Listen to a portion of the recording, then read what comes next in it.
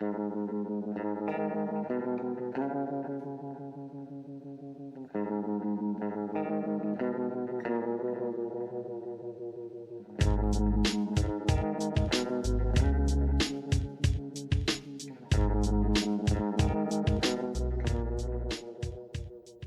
back to Appalachia Dim Sum, where entertainment is our comfort food. That's right, and this is episode 65. Yes. All right.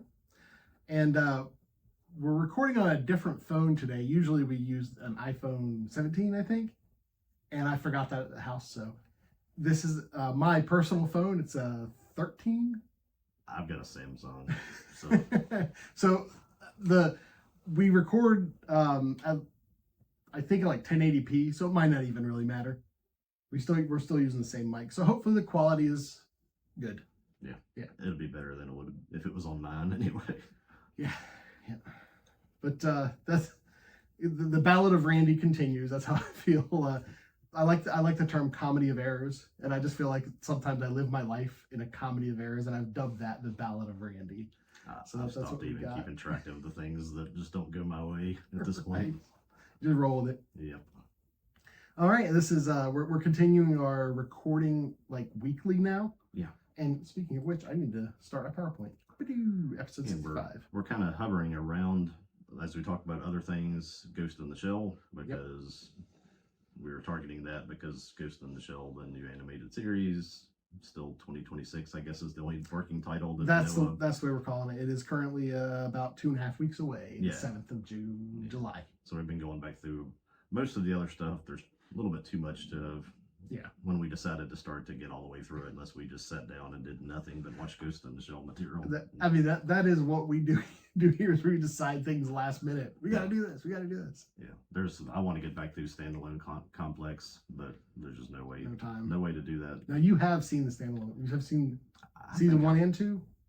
I have not seen the second gig. Is that season 2? No. Okay.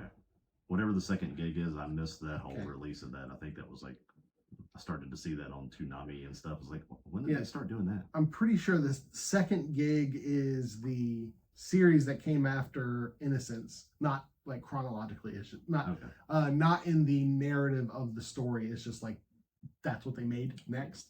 And then I think it was the Standalone Complex. I believe I'm looking right now.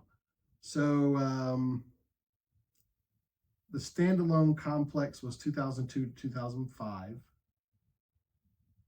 Then Arise was 2015. Oh, here we go. I think I even saw those out of order. I think I saw the Arise series before I watched Standalone Complex because, again, I was just sort of wasn't following this from when it originally came out. I just kind of got into it later. Yeah, it was second gig. So maybe second gig was second gig was Standalone Complex. Yeah. So is that the second season of Standalone Complex? Don't know. No idea. Yeah. Well, we're not gonna watch it anyway. We'll track some of that down sometime. Probably watch it and get back to it. But maybe at the very least we can figure out exactly what came when. But for what we focused in on for this week was the live action. The live action 2017 movie. We'll get to that. We also excuse me. Bless you. We threw in some other stuff. We both got to the theaters to go see Masters of the Universe. Yeah, we sure did. And then I'm not sure what got you back to Paprika. Well, I was on Daily Motion and I was like clicking around, like seeing what else they had. Yeah. And I saw that they had that, and I was like, oh, well, I've never seen Paprika, so let's go check it out. Yeah. And I'll watch it. And not religiously, but like I watch it probably once every year or so. Just as I'm gonna watch these movies every year, kind of my favorite stuff.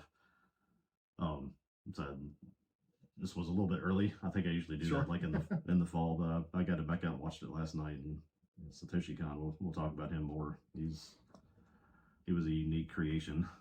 Well, I decided I wanted to own it because it's a lauded anime, and so I went and I bought it on and I had some credits and whatnot, so I bought it on Fandango at home, formerly Vudu. Yeah. And it was in Japanese.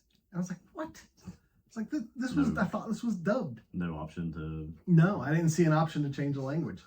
And I went back to Dailymotion, and on Dailymotion it was in English, so that's where I watched it. And now you just have to learn Japanese. Yeah. Well, it had subs if I wanted to go that route. Yeah, that's actually, we'll talk about, there's actually something significant about that. We'll get to that when we get into the movie. That you should listen to it once with the Japanese with subtitles. Maybe now that I've seen it once, the next time I watch, I'll do the subtitles. Yeah. But let's just kind of touch bases on a couple of things that we've gotten through this week. Well, because of your Fandango at home, you picked up They Will Kill You. Yeah, man. So I had a chance to watch that because I missed that in the theaters, and that was. And I bought it as soon as it was available, like to support it, kind of thing. Yeah. Because I usually wait for movies to get real cheap to buy them, but this one was like I want to put my money where my mouth is, and I'll support it. 100% like you. I enjoy stuff like this. I can see why it did not do well in the theaters because it was way over the top. If there's over the top as here, then that movie was up there. It was comical, not like funny, but like a comic book comical. Yeah, it's one of those things that I would recommend maybe to the right person, but not to everybody. Like, hey, check this movie out.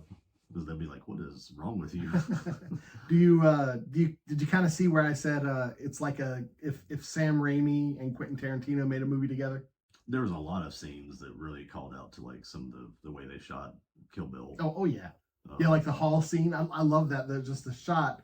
It's a hallway, and the camera zoomed back to where the hallway really only takes up like a third of the whole frame, and above and below it's just black. Yeah. So it looks like a cartoon or a video game. Yeah. And even like zooming into like the people right before they get ready. Oh to yeah, fight. that's 100% some Kill Bill nods there. They'll be turning away, and they'll turn toward the camera, and she'll have like a weapon or something, and it'll get real close to the camera. Yeah, it's great. Yeah. What did you think of the plot? I mean, it was good.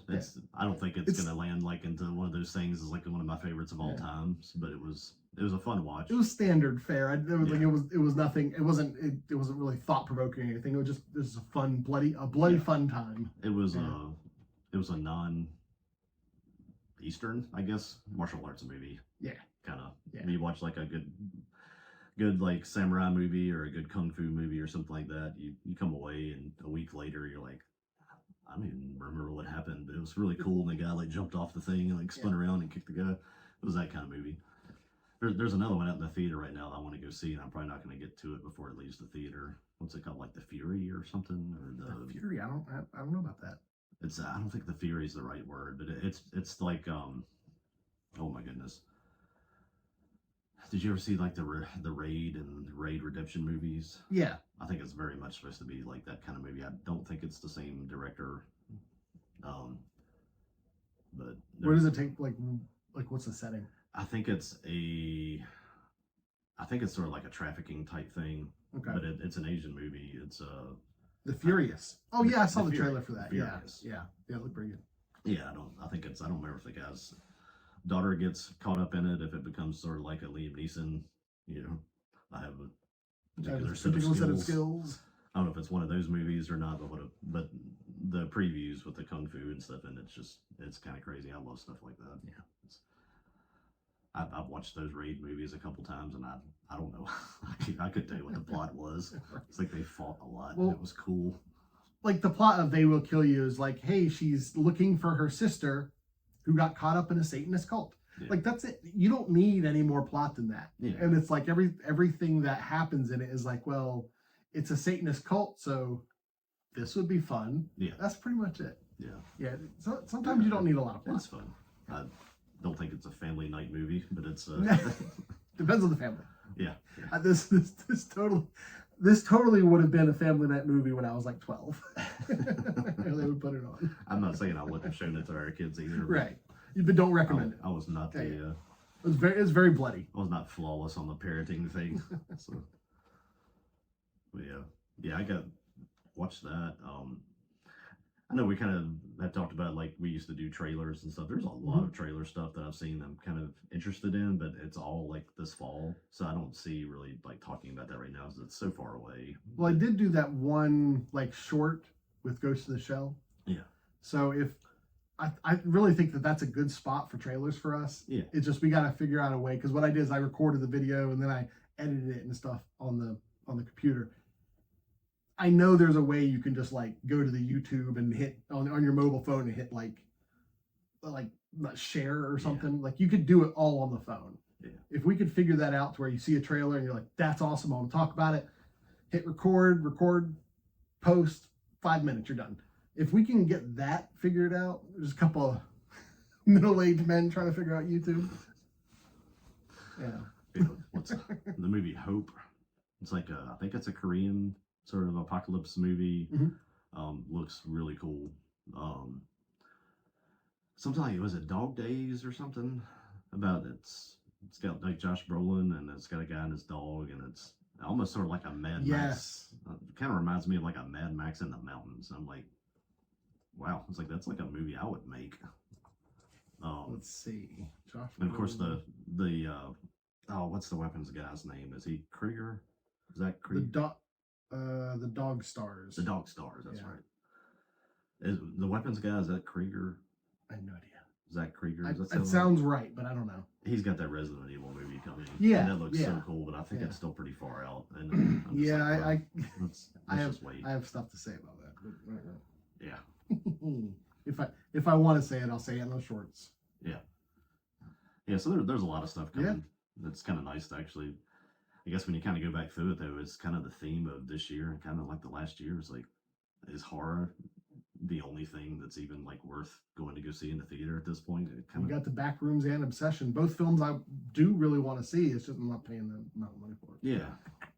I think everything I've got like on my list is something that's somewhere in that vein of either a post-apocalypse thing or a horror movie. Mm-hmm. Like, well, I've really gotten to the point to where, and we've talked about this before, where theaters are for certain types of films. Yeah. Action first and foremost, and then like horror. I will say something that flew completely under the radar that I think it's actually made. It's been in the theater a while, so it's making money. The Sheep Detectives. We actually went to go see that for Mother's Day. Yeah, that was a really good movie. Nice.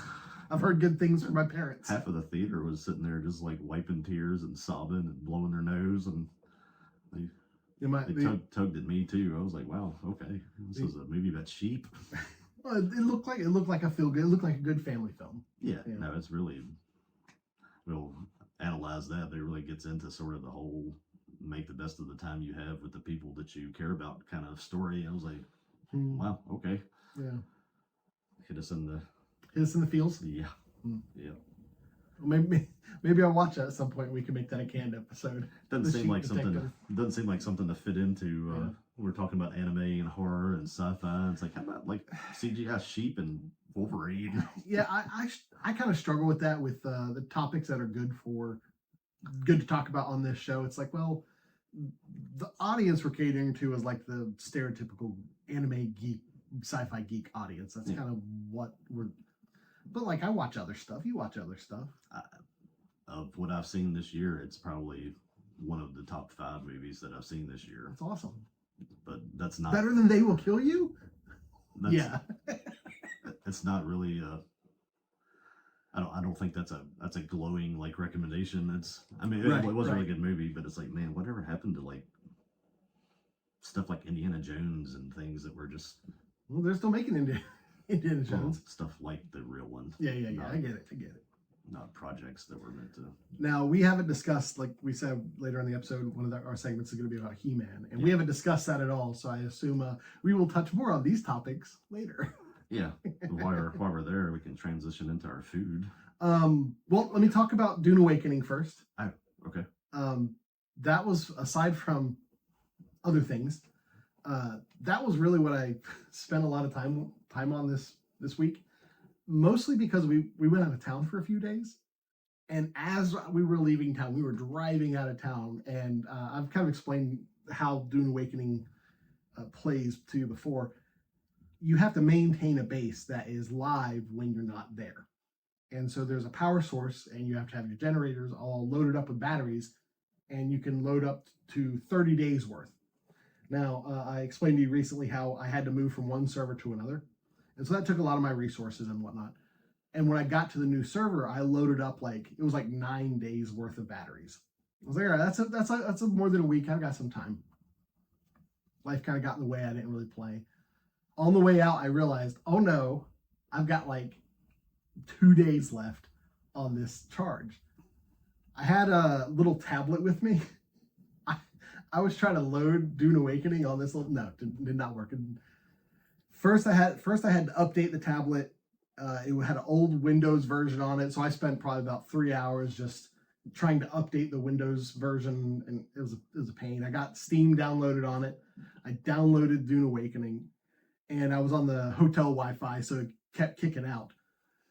So anyway, I finally got it all downloaded, and then it said, no, you can't do that. Great. Got back home, loaded it up. A couple days later, got back home, loaded Dune Awakening up. Yeah, batteries were dead. My vehicles were trashed, and I was a moron. I knew this was a bad idea, but I found a nice little spot on top of a mountain to put my little tower. And I was like, this is horrible. This is away from all these resources. Like, that's okay. I got vehicles. I can fly down there with my ornithopter. Ornithopter was trashed. My welding torch was almost dead. And in order to repair the welding torch, I needed power for the repair station. It was again, the Ballad of Randy. So I had to go off the mountain on foot and get batteries, trek them back up to my base. All in all, actually playing Dune was probably about 5 hours of repairing everything. I had fun. It was fun, but it was a massive waste of time. It's kind of one of the reasons I stay away from video games. Yeah. I hear people talk about that, and it's like that's just like having a job that you just don't get paid for. It's like having to do all this stuff just to maintain your game is crazy. MMOs and live service games, kind of what they're called, and gacha games too. All of those have things that are dependent on time, like actual time. Yeah. And years ago, when all this stuff first started coming out, I said there are two things I don't want. I don't want a game that feels like a job, and I don't want a game that makes me play on their time schedule, because it's a game. I want to play on my time schedule. Mm. And I'm playing multiple games that do both of those things. I'm an idiot. But they put Dune on it, so I'm like, ooh, I gotta play. It says Dune. I remember when I had SimCity 2000 or whatever it was on my Macintosh Color Classic, that you would turn that on, let it start running, and you could actually go do things, and you could just watch let it go. It's like, oh no, there was an earthquake. I got to fix 4 roads. Take 30 seconds. Funds 15 times and just steal a bunch of money. Hey, little did you know at the time that is how it actually works. Yeah. All right, well, we have our Godzilla countdown. Yeah. Let me pull that back up. I think this is still running. 141 days, 0 hours, 59 minutes, 54 seconds. Yeah. 149 days? 141. 41 days. Okay. I think I set mine to noon of that day. Oh, okay. So I've got an extra 12 hours. All right, we'll just go with 141 days? 141 days plus or minus. All right. So it seems like so long. It'll be here before you know it. It's getting here. Yeah. I don't even remember where it was when I think it was in the 180s when I started actually noticing the clock. I have to go back and look, but so making progress. Yeah. It'd be nice if you could get a physical clock. You could probably get something and just hang it up here. I hang it up by my Godzilla stuff. I've been throwing back on. I think they're on Tubi. There's a whole bunch of them. I think I watched the Giant Monsters one. It's kind of the one time that Godzilla is just pure evil. It's the one where he has whited out eyes. He's basically just the manifestation of all the souls of everybody that was killed in World War II. Oh my goodness! And he just comes back, and actually Ghidorah and Mothra and all those things are the good guys. They try to fight and stop him from just blowing everything up. Is that Godzilla Monster of Monsters? Yeah, it's like Giant Monsters All Out Attack or something. It's Godzilla and Mothra and Ghidorah. I forget how they labeled the title. And I've watched Shin Godzilla I think the last week. Watched Final Wars. Watched Space Godzilla. So okay, you Godzilla'd up. Yeah, nice. That's what if I'm over here doing something else, we're working on a lot of card stuff. We'll just turn on a Godzilla movie and Thankfully, there's a whole lot of it accessible right now. Like Tubi's got a bunch of it. They've got even some of the old stuff too. So if you want your Godzilla hit, it's free on Tubi. There you go. So. All right, and we decided for the actual food for this time. Yeah, I think I texted you. I was like, "Hey, you want to go see Godzilla or not Godzilla? You can go see Masters of the Universe on Monday." And you're like, "I'm like 4 hours away." I was like, "Okay, I guess no." But I think we had the same experience, that we saw the same previews and stuff. And well, I do a thing when I go to the theaters now, is I'm 15 minutes late all the time. I don't want to sit through previews.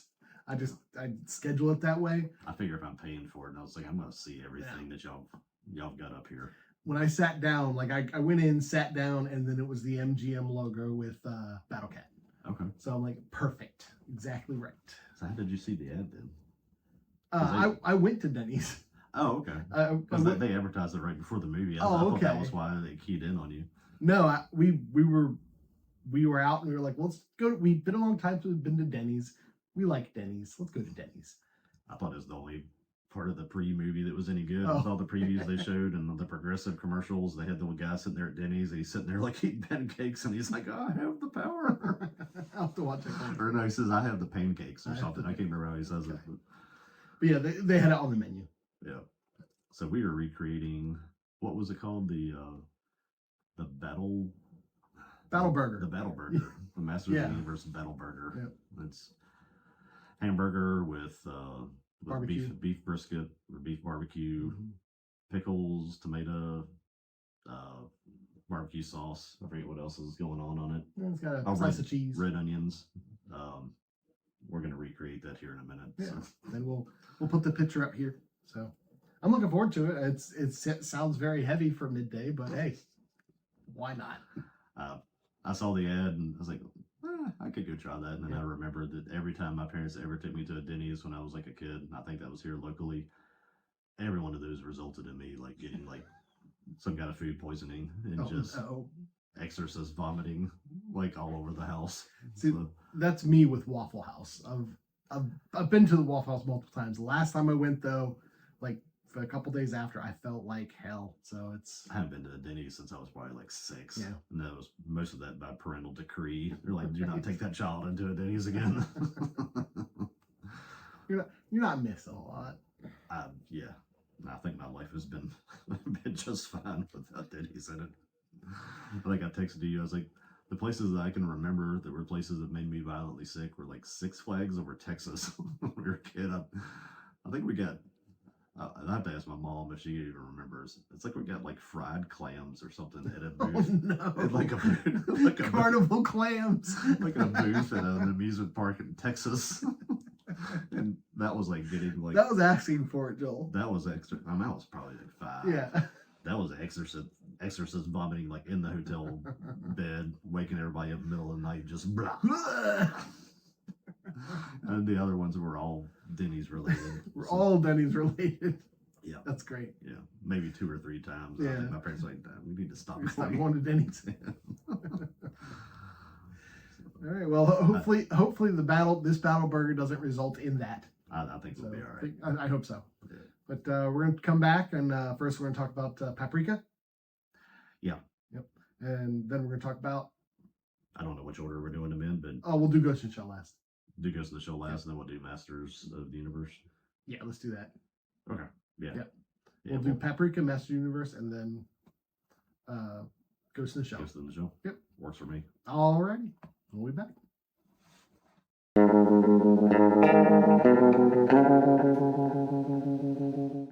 Welcome to our discussion about Paprika. Yeah, 2006 movie from Satoshi Kon that I've seen.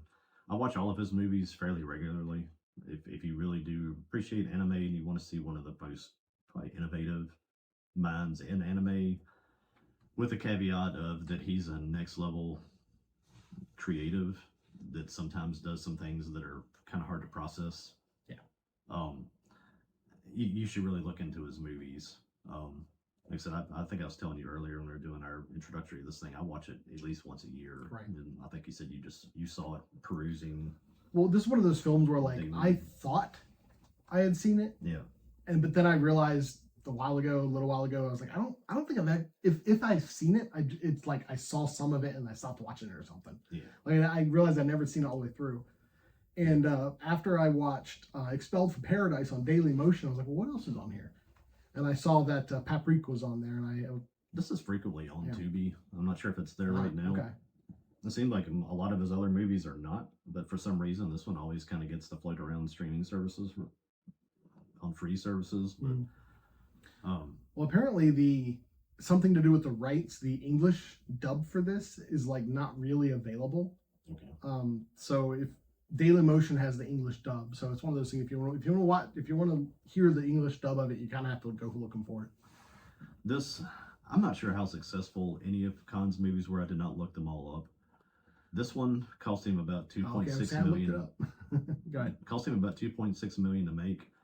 It grossed about 2.5, and then home releases I think pushed it into profitability. But it took that long for that to happen. But it wasn't really like a big market film. It was a film festival thing. I think it debuted in like in Venice or something, and then it went around to different like European film festivals and Asian film festivals, and then came to America. And I don't know if it ever even got like a big theater release. So, but just I think it finally did get a market wide opening in Japan, and that's where it made most of its money.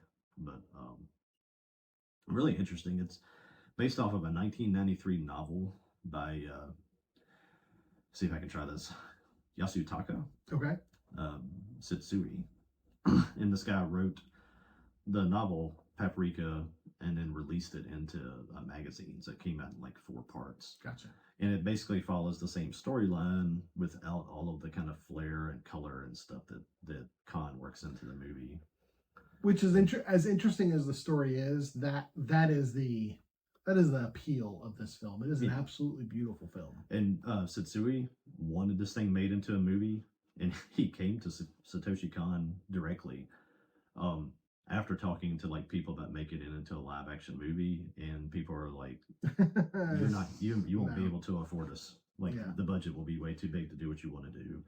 So and very, very smart way to handle that. He turned to like, well, what if we animated it? I've been saying that about like things like even like the Dark Tower. It's like, man, just animate it if it's so hard to make. So he came to him. I think Khan said he understood. I think he'd read the story when it came out in the magazines. He already was familiar with it. And he's like, I can do it, but I kind of want to do this. And he kind of described to him what he wanted to do. And the author was like, yeah. It's like, I know it's going to be very different, but I've seen your stuff that you've done before, and it's amazing, so have at it. So they didn't like work hand in hand all the way through it, but there was a partnership between the two, which was kind of that's cool. Yeah.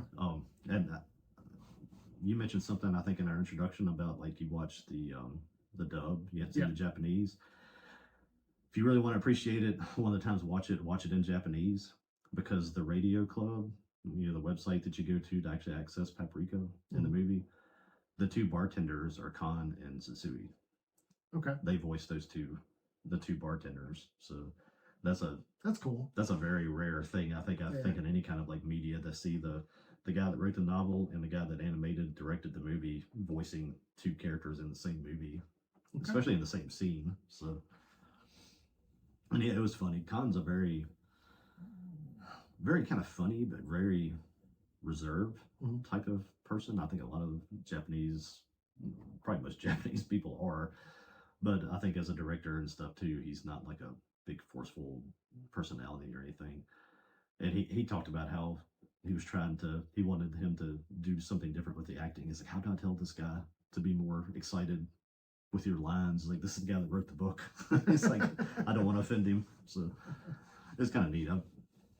There's a lot of Khan interviews. I don't know where I find them all. I'm sure most of them are on YouTube. I'm sure. But he's somebody that really made himself available to talk to anybody that would talk to him about his stuff. And I think it's one of the things that kind of makes some of his projects more attractive, is to actually hear his background and his thoughts on what he was trying to do and just how dedicated he was to his art.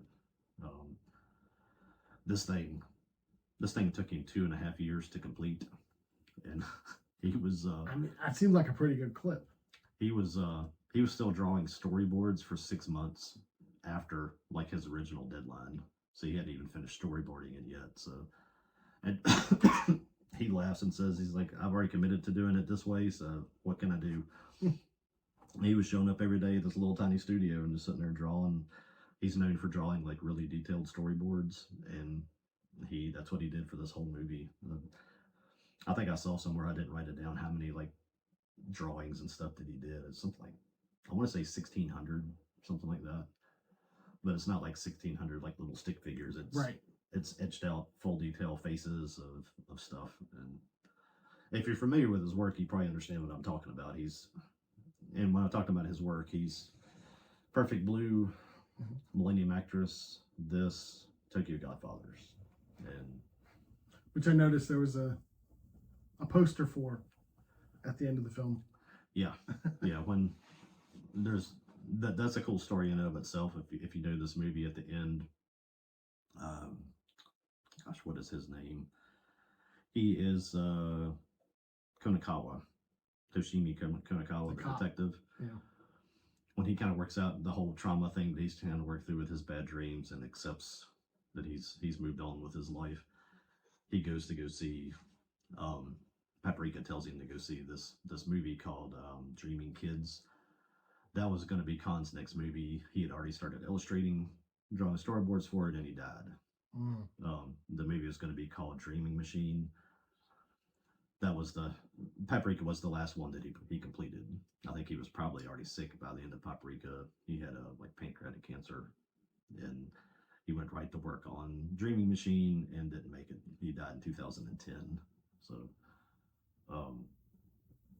that was one of my questions. If the movie he went to see existed. So yeah, they had him in order of the way the movies that he released. When you go across that marquee, there's Perfect Blue, Millennium Actress, Tokyo Godfathers, and then of course he was in Paprika. And then when you rounded the corner, there was the Dreaming Kids one, and that was his next project.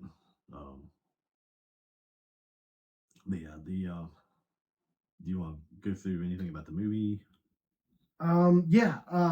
Sorry, I was looking up the author, Yasutaka. Yasutaka Setsui, I think. Yeah, I was looking at his other works. Apparently, he also did The Girl Who Leapt Through Time. Yeah, he did that.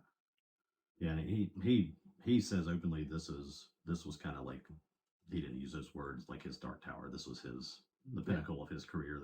This novel, and seeing it come to a movie was sort of the penultimate of his writing career. Really simple story, honestly. It's just about the thing called the DC Mini. Mm-hmm. Dude, what does DC stand for? I don't know if I ever saw it. Yeah, I tried to figure that out. I didn't realize. I don't think I ever tried to figure it out. I've always known it as the DC Minis. Okay. I've seen this thing so many times. See, that really, the DC, especially the design of the DC Mini made me think of Strange Days, which is a movie in which they record their memories. Yeah. And it's just like the thing they put on there is called the squid. And it's just this like little device with tendrils that kind of goes over your skull. Yeah. And it allows you to record your dreams. Yeah. It's a cool idea. The whole movie is really just a murder mystery about who stole it and who's using it. Right. And that's the simplest way to describe what this whole movie is. The cool thing with it is, the longer it goes, the more you don't know what's a dream, what's not. What's not. The thing with the people who stole it and are using the DC Mini for bad is that it gives them access to this data bank of everybody's dreams, and basically access to everybody that's ever had their dreams registered in this like data bank kind of thing. Now because in this world, because the data bank almost creates like an alternate reality, kind of, where everybody's dreams are interacting with one another. Now, one of the things I was wondering is, it seems like after someone uses the DC Mini, they're left in a sort of waking dream state. Yeah, I think it's like, it's the technology's not supposed to go on the market yet, and that's why it gets stolen. Right. So it's not perfected. I don't think it's intended to ever merge anybody's dreams, but it's how it's being used is by the people that stole it, dipping into other people's dreams, kind of messing with them. I guess you could find out people's secrets. You could steal things from you could learn everybody's password, I guess, if you went through somebody's dreams, if you had access to it. But they start to use it to kind of merge them all into like this one giant dream, and it kind of becomes kind of represented in the movie through the parade. Yeah. I think the first time you see it, it's like in the desert, isn't it? Mm-hmm. But then it actually starts even coming with the doctor, because he kind of starts screaming about it. Yeah. It's just a bunch of random stuff in a parade. I felt that quote, and I was like, I'm not even gonna try to read that thing. He's just right. He's yelling all those random things. That's But it's like a parade of everything in Japanese society, and basically everything everybody dreams about. There's dolls and toys and deities and kaiju, and there's like frogs and refrigerators and schoolgirls with flip phones for heads, and it's all this random stuff. But it's just taking the worst, or I guess maybe the things that people are most anxious about, or maybe the things that they dream about most, and just throwing them into this like huge like mixed reality. And like you said, it as the movie goes on, and I think people are kind of getting that crossover. Even everybody that when they're awake, parts of the dream world, just they can see it. It shows up in their day, and it makes it even harder to tell what's actually happening sometimes. And it leads to danger for some of them. Like at one point, Atsuko was got into this dream state where she was in like a dilapidated carnival, and she was running through the carnival, and she tries to jump over just a barrier, and almost jumps off of her balcony. Yeah, like a balcony of like I don't remember if it was like a 30-story building or something. Corporate building, but yeah, she would have. And that's basically what the murder part of this is. There's like two, I guess it's maybe three, either scientists or developers of this thing, because this is being developed through like a psychiatric hospital. It's used for therapy essentially. Yeah. Because the guy who developed it, Tokiya, right? Takeda? Yeah, Takeda, the big. Yeah, the very large, the very large man who's very childlike. That's kind of how they're doing it. He's just this genius, and it's almost where he doesn't understand the ramifications of the thing he's making. Yeah. And he's very open. He's very interested in the technology for the sake of the technology, and he likes that it can help people. I think he represents what we've talked about in some of the other animes we've talked about, where they have like a technology that something for science that should be used for good, and how it always gets weaponized. Yeah. He kind of represents the pure intention of science. Right. That I'm gonna make this thing and it can be used for good. And then you have the chairman, who is Osanai, I think is his name. He immediately sees that I can use this to control people and dominate and make myself powerful. And that's really the motivation of what they call them the terrorists. The people who steal the DC Mini in the beginning turns out to be these scientists, and they just want power. Yeah, that's. I was trying to think about like, well, why did they want it? And is it anything more than they just want power? Well, like the guy that helps the chairman, his name is. They're like jealous of. Which one is that? Tokita. He is Inui. I think is his name, Seijiro. Inui, Dr. Seijiro Inui, yeah. Oh, no, I'm sorry, that's the chairman. Osanai is the, Osanai, or whatever his name is the guy that helps him. He's just jealous of the doctor, of Atsuko, and he's in love with her, and he wants to use it so he can have his way with her, basically. He just wants to subjugate her. He's not he's not even trying to, like, seek power over anybody other than a girl that won't have him. Right. So, I mean, it's... And she wants Tokita. Yeah. All right. Yeah. That's Now, Atsuko is Paprika. Like Paprika is her like dream avatar, essentially. It's her alternate reality. But in this alternate identity. But in this dream world, Paprika gains her own like self-identity. Yeah. Because like toward the end, you have Atsuko running around and Paprika's helping him. Yeah. Be like if Neo helped Thomas Anderson. Yeah. Which kind of would have been cool. it's kind of the seeing your dream in real life. Yeah. It's almost like Paprika comes to life and is just sort of like her guide, walking her through everything. She's still not physically there. It's just that we're seeing her because everybody else is seeing her. Now with the differentiation between reality and the dream world, like I'm sure you could just say, the whole thing was in the dream world the entire time. I was kind of feeling like they showed us in the beginning that people can have these waking dreams where they can perceive the dream world, but they're still in the real world. But the real world isn't the dream world. It's like, it's just that they think they're there. Yeah. The whole climax of the film, I was kind of thinking that was what we were seeing. Like they were still in the city, and like there's that one of the, I think it's Inui, Dr. Shijiro Inui. He's the one that gets like huge, right? Yeah, the chairman. Yeah, the chairman. He's the one that he becomes like this giant shadow monster. Yeah. Like, I don't think that happened in reality. It happened in the dream world. Yeah. That was like superimposed over reality. Yeah. Okay.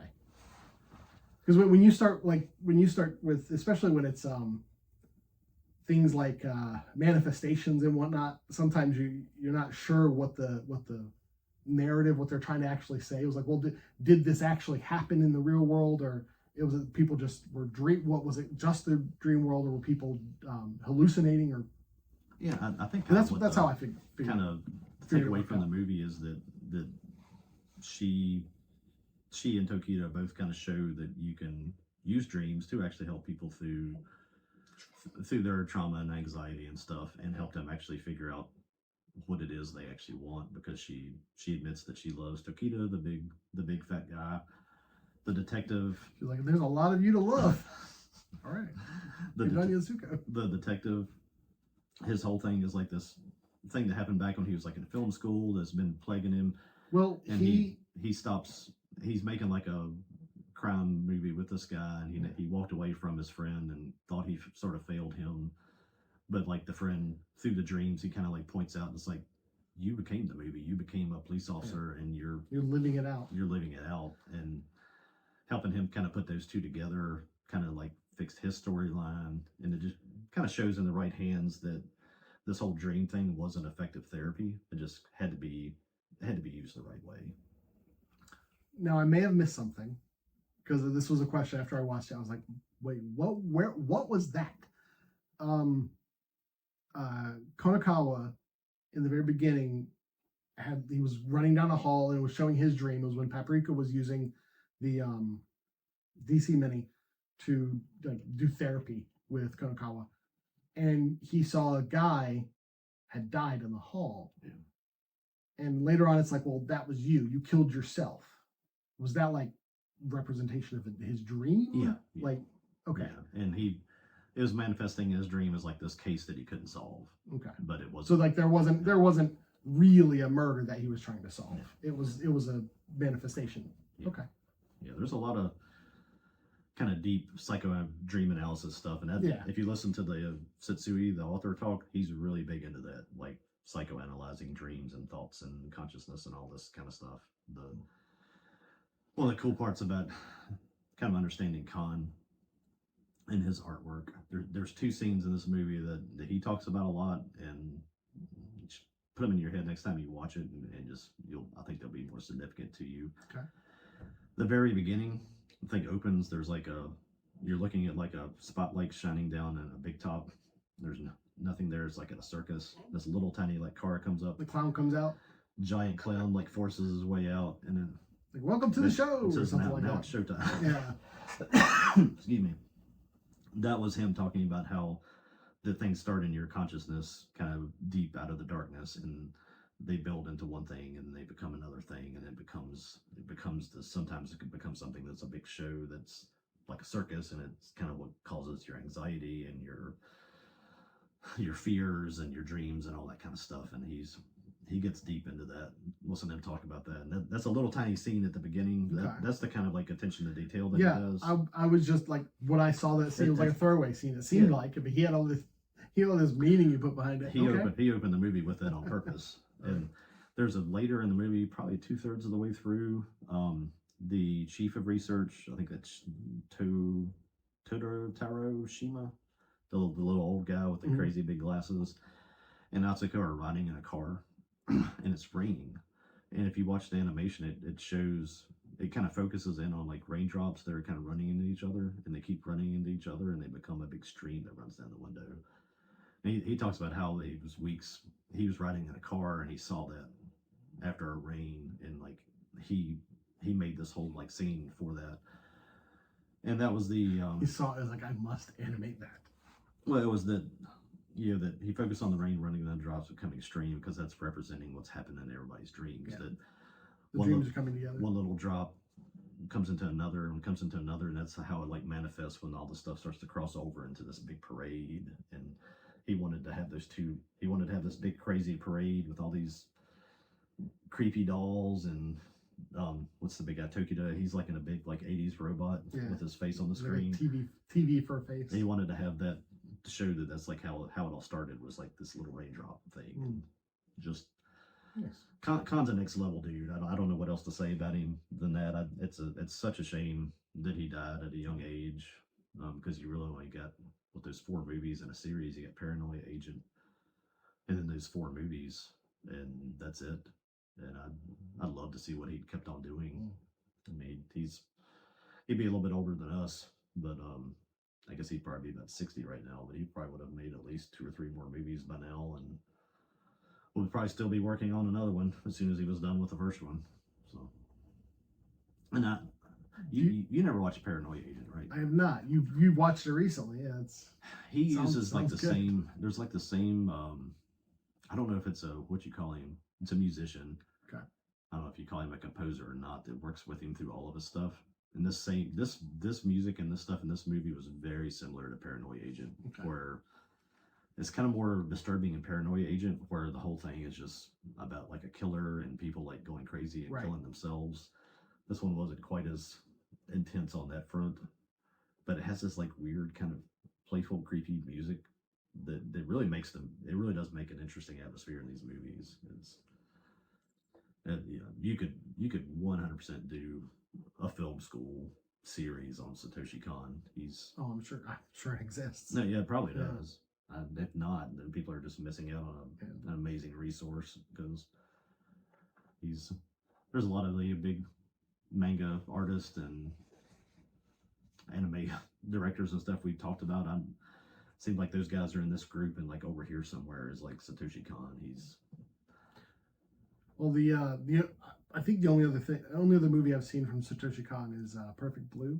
Yeah. And Perfect Blue is one of those animes where I've recommended it to people, but it's a trepidation recommendation. Yeah. Because it does deal with a lot of heavy themes. And from what you've told me of Paranoia Agent, kind of the same situation where it's like, this is some heavy themes, you can't just recommend it to somebody. Paranoia Agent and Perfect Blue are over here, and like on the shelf of like, if you're into mature themes, then But Paprika, I would definitely say this is one of those anime you recommend this to people who really aren't into anime, who are like, well, recommend me something that I might like. This is definitely one of those films. This could steer you into a variety of things I could recommend if you like this, where you get this kind of over the top animation stuff with pretty cerebral stories kind of working their way through it. It's got I wouldn't want to recommend this one for kids, because there's a couple scenes that are a little bit too much for a younger audience in this one. But yeah, somebody that was like, what's this anime stuff about? Be an interesting one to try on somebody.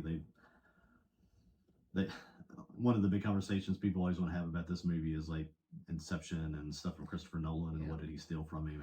And my point I'm at the point with Nolan after seeing what he's doing with the Odyssey is I don't even want to give him any of my screen time. And Inception was at the very least a nod.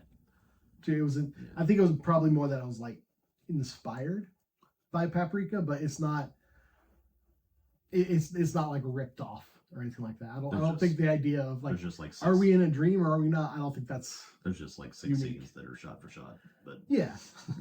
Well, I mean, if you look at, there are a lot of films that do that. Quentin Tarantino is infamous for doing that, where he'll just like recreate a shot in his film, and that seemed more of like a homage than. I've always liked the way that Tarantino does it, because he'll come out and say in an interview, "Like, that's from this movie from 1973." Yeah, he tries to promote those films. I grew up watching that movie. I love it. You should watch it.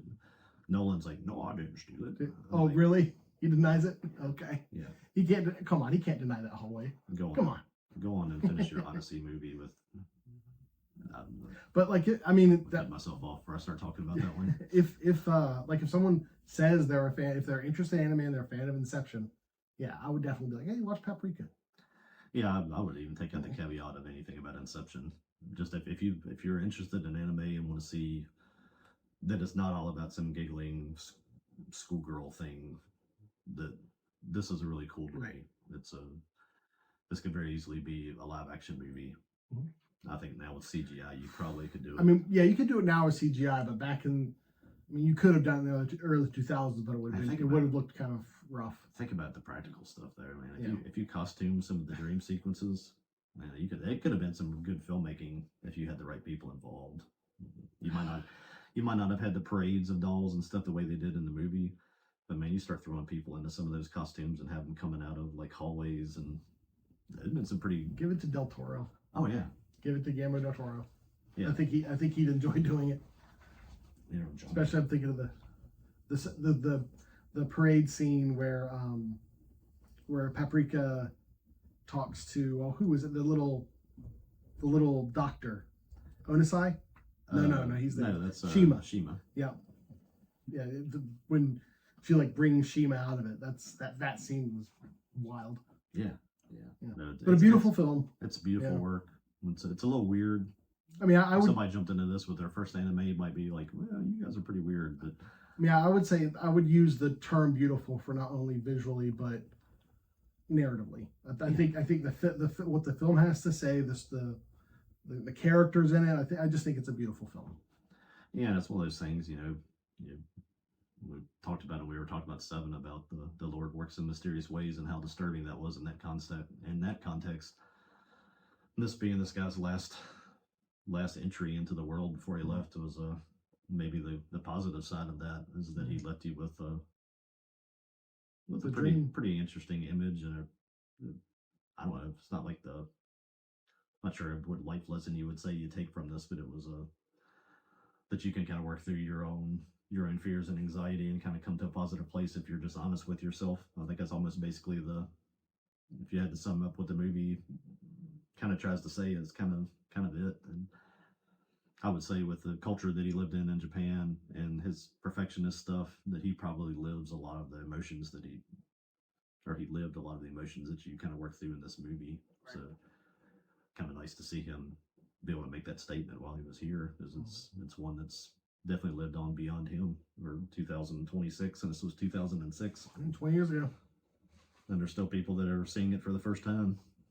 Which it does definitely makes me appreciate the fact that it was hand drawn, because that's definitely a dying art form. And I think if this was made today, it would look a lot different.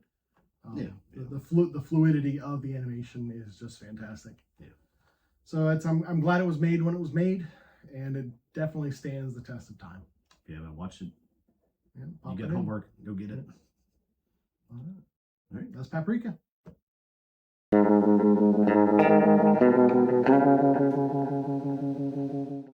right, welcome to our discussion about Masters of the Universe.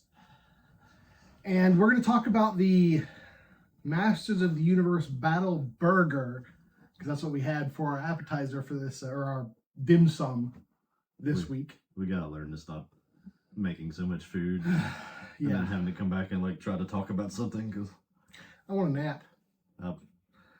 I think we said upstairs is like, we could just post a 10-minute video of us like napping, but I'm not sure this is the right platform for that. Right. It was very good. It was a barbecue beef barbecue with bacon. They said, I think the way Denny's described it was crispy pickles, tomato, barbecue sauce. I forget what else they said, but that's it was really good. Some cheese on it. Yeah, it was very good. Picked up the barbecue from the Heritage Market down here in Fincastle, which is always good. Yeah, it was a lot though, but I enjoyed it. Yeah.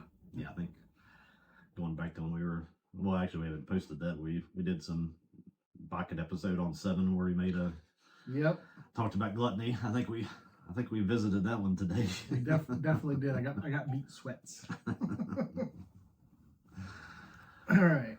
Yeah, we texted, asked if you. I kind of had a feeling it was probably going to go out of the theaters before too awfully long. I was like, word of mouth, the thing had been for Masters of the Universe have been kind of building, and I was like, I kind of want to see it in the theater. Okay. Yeah, because at one point you were like, nah, I'm going to skip it. And then out of the blue, you were like, hey, I'm going to go see it. You want to go? Yeah.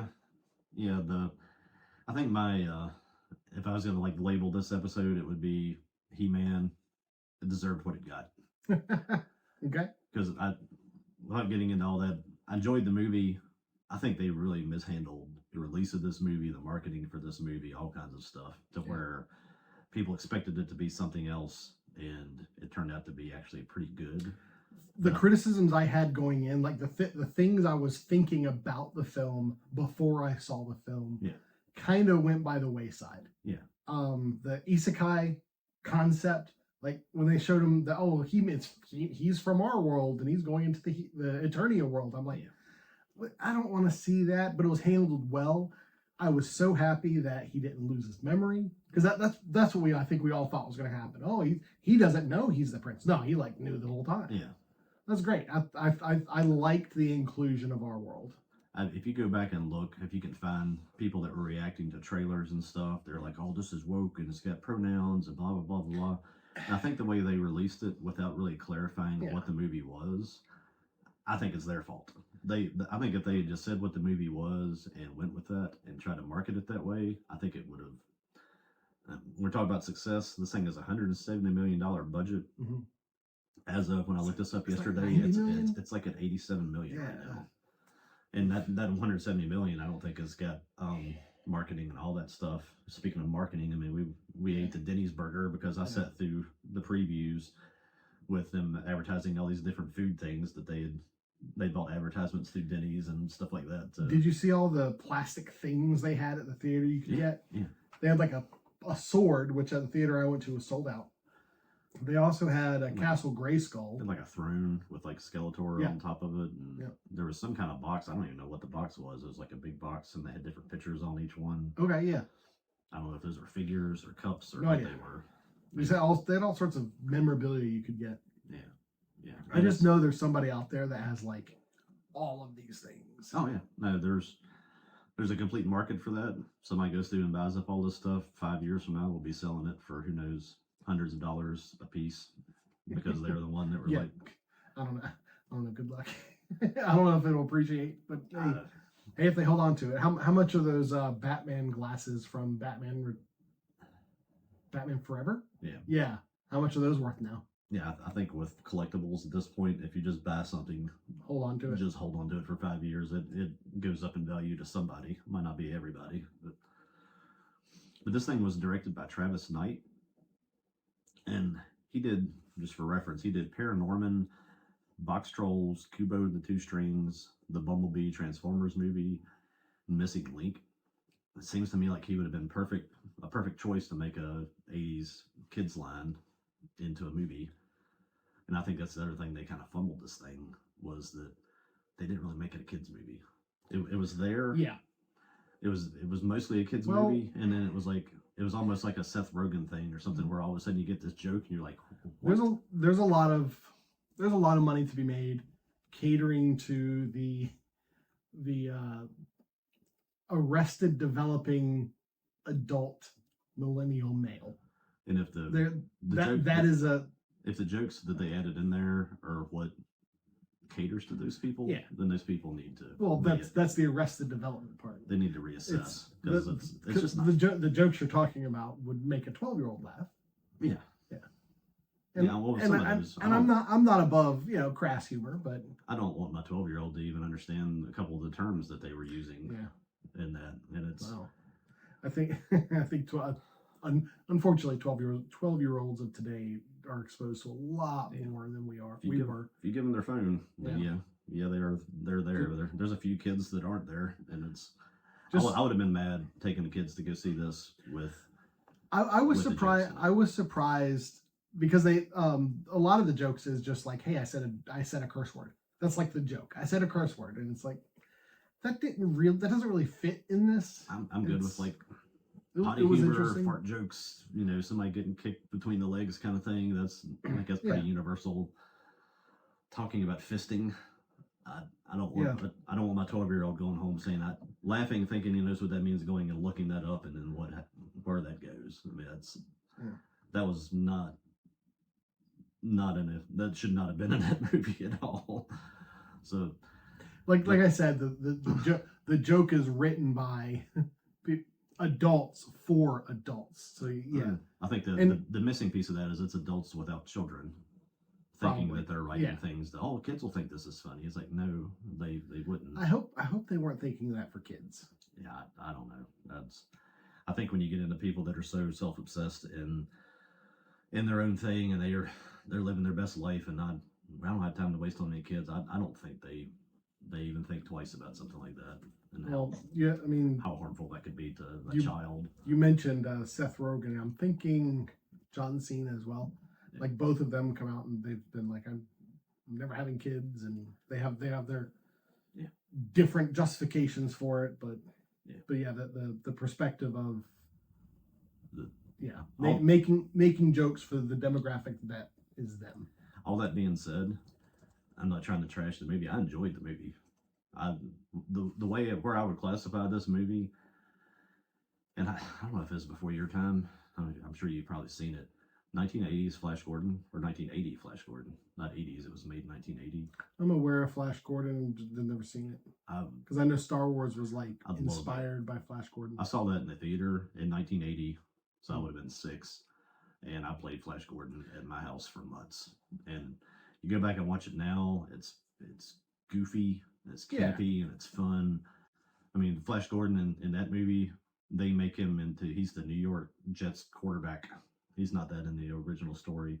The opening sequence is them having a battle in Ming's chambers where they're throwing this like big Fabergé egg type thing around and like playing football and calling plays and tackling people. It's the dumbest thing, but it's so much fun.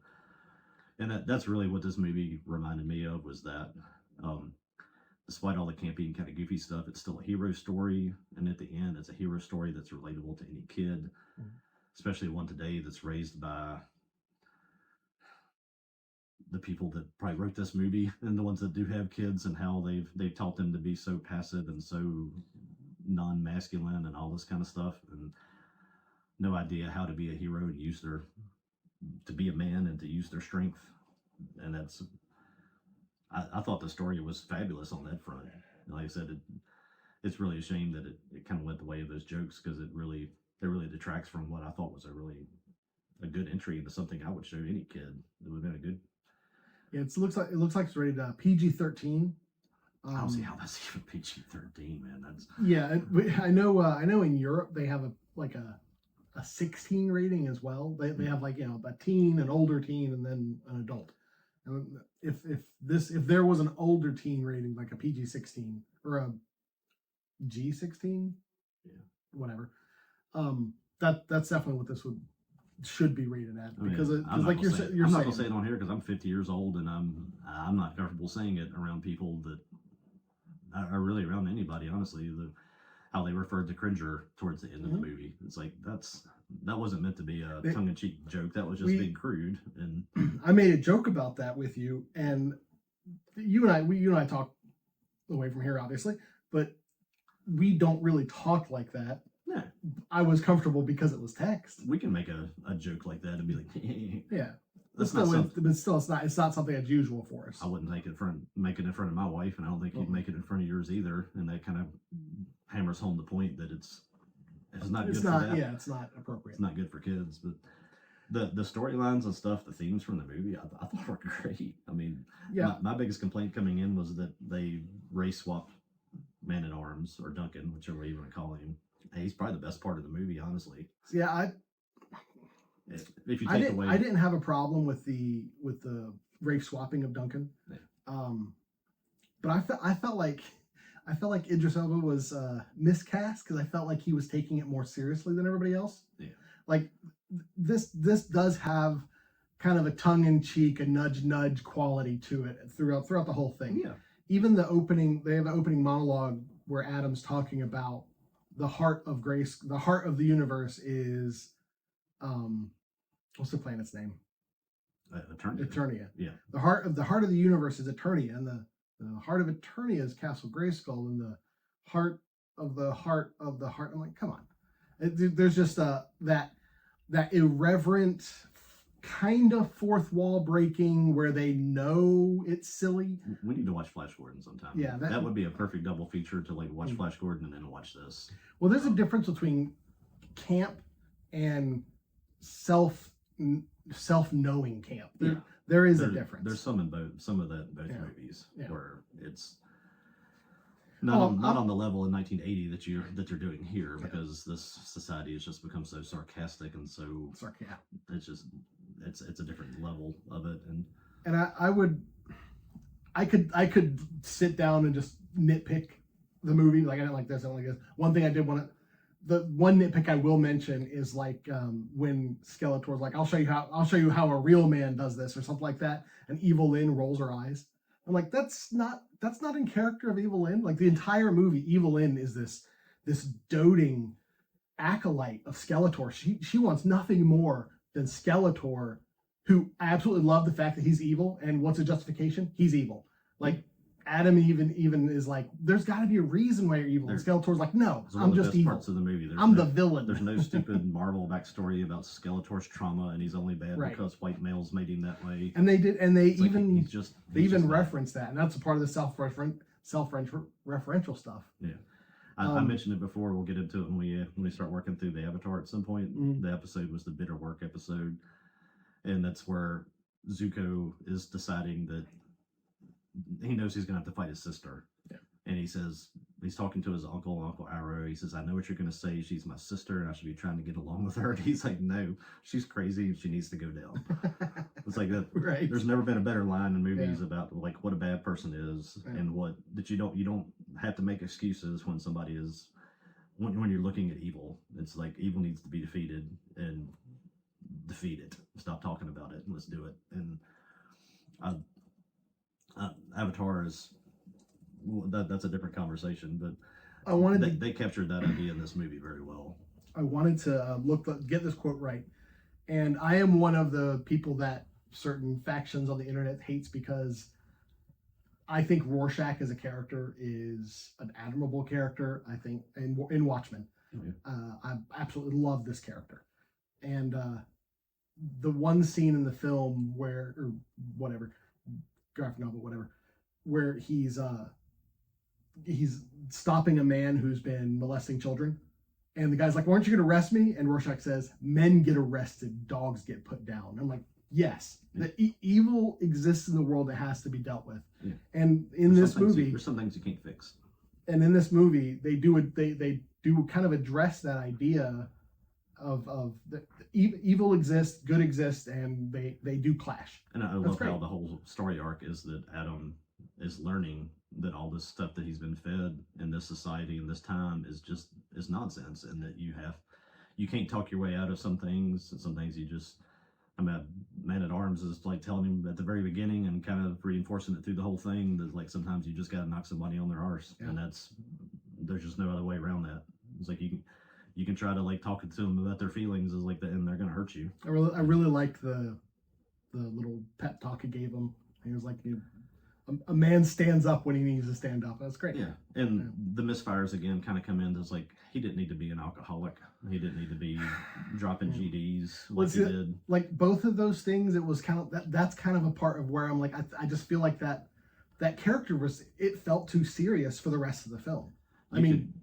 You could edit. That was probably their attempt to try to make it not serious. It's like he's throwing up on himself because he's a drunk. I'm like, hey, I don't know. You ever dealt with a drunk? Like, come on. Well, I mean, that's serious. That's not any part of that character at all. He never was an alcoholic. He should have been plotting, waiting for the right time to rise up and do his thing, because he's the warrior that knows how to be a man, and that's.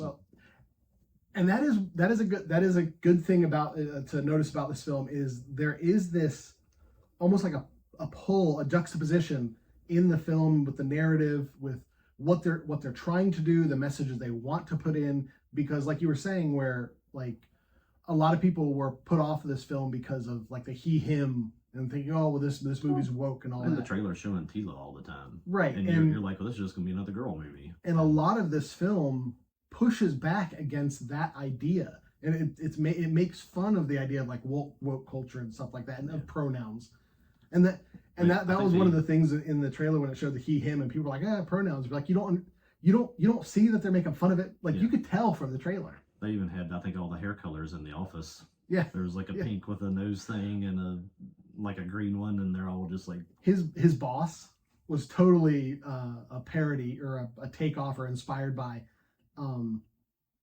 the guy from The Office, not The Office, Office Space. Yeah.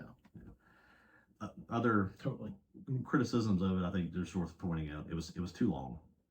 That opening thing with the time on Earth should have been half that. You could have done the Office jokes without so much the boss, all the monologuing by the boss. You could have got there with just a couple shorter scenes of that.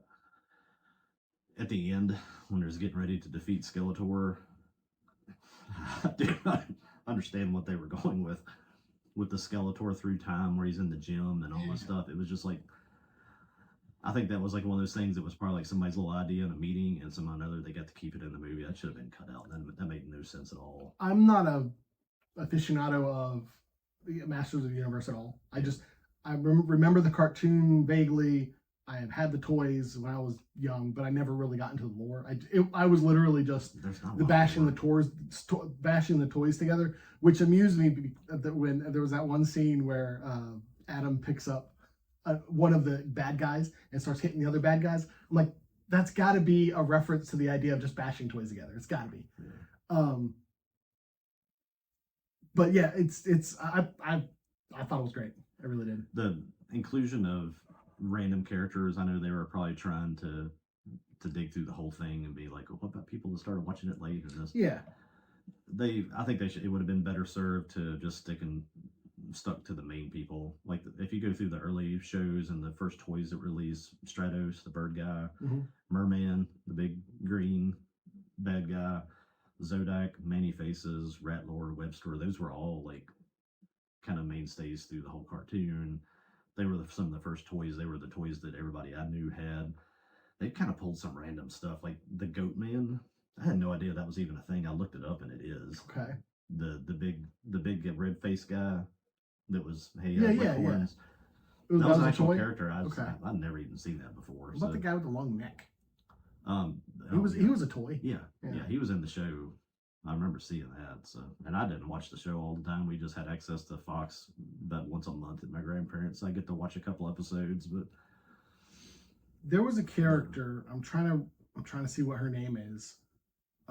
She was like Man-at-Arms, like one of his soldiers. She just had guns. Yeah.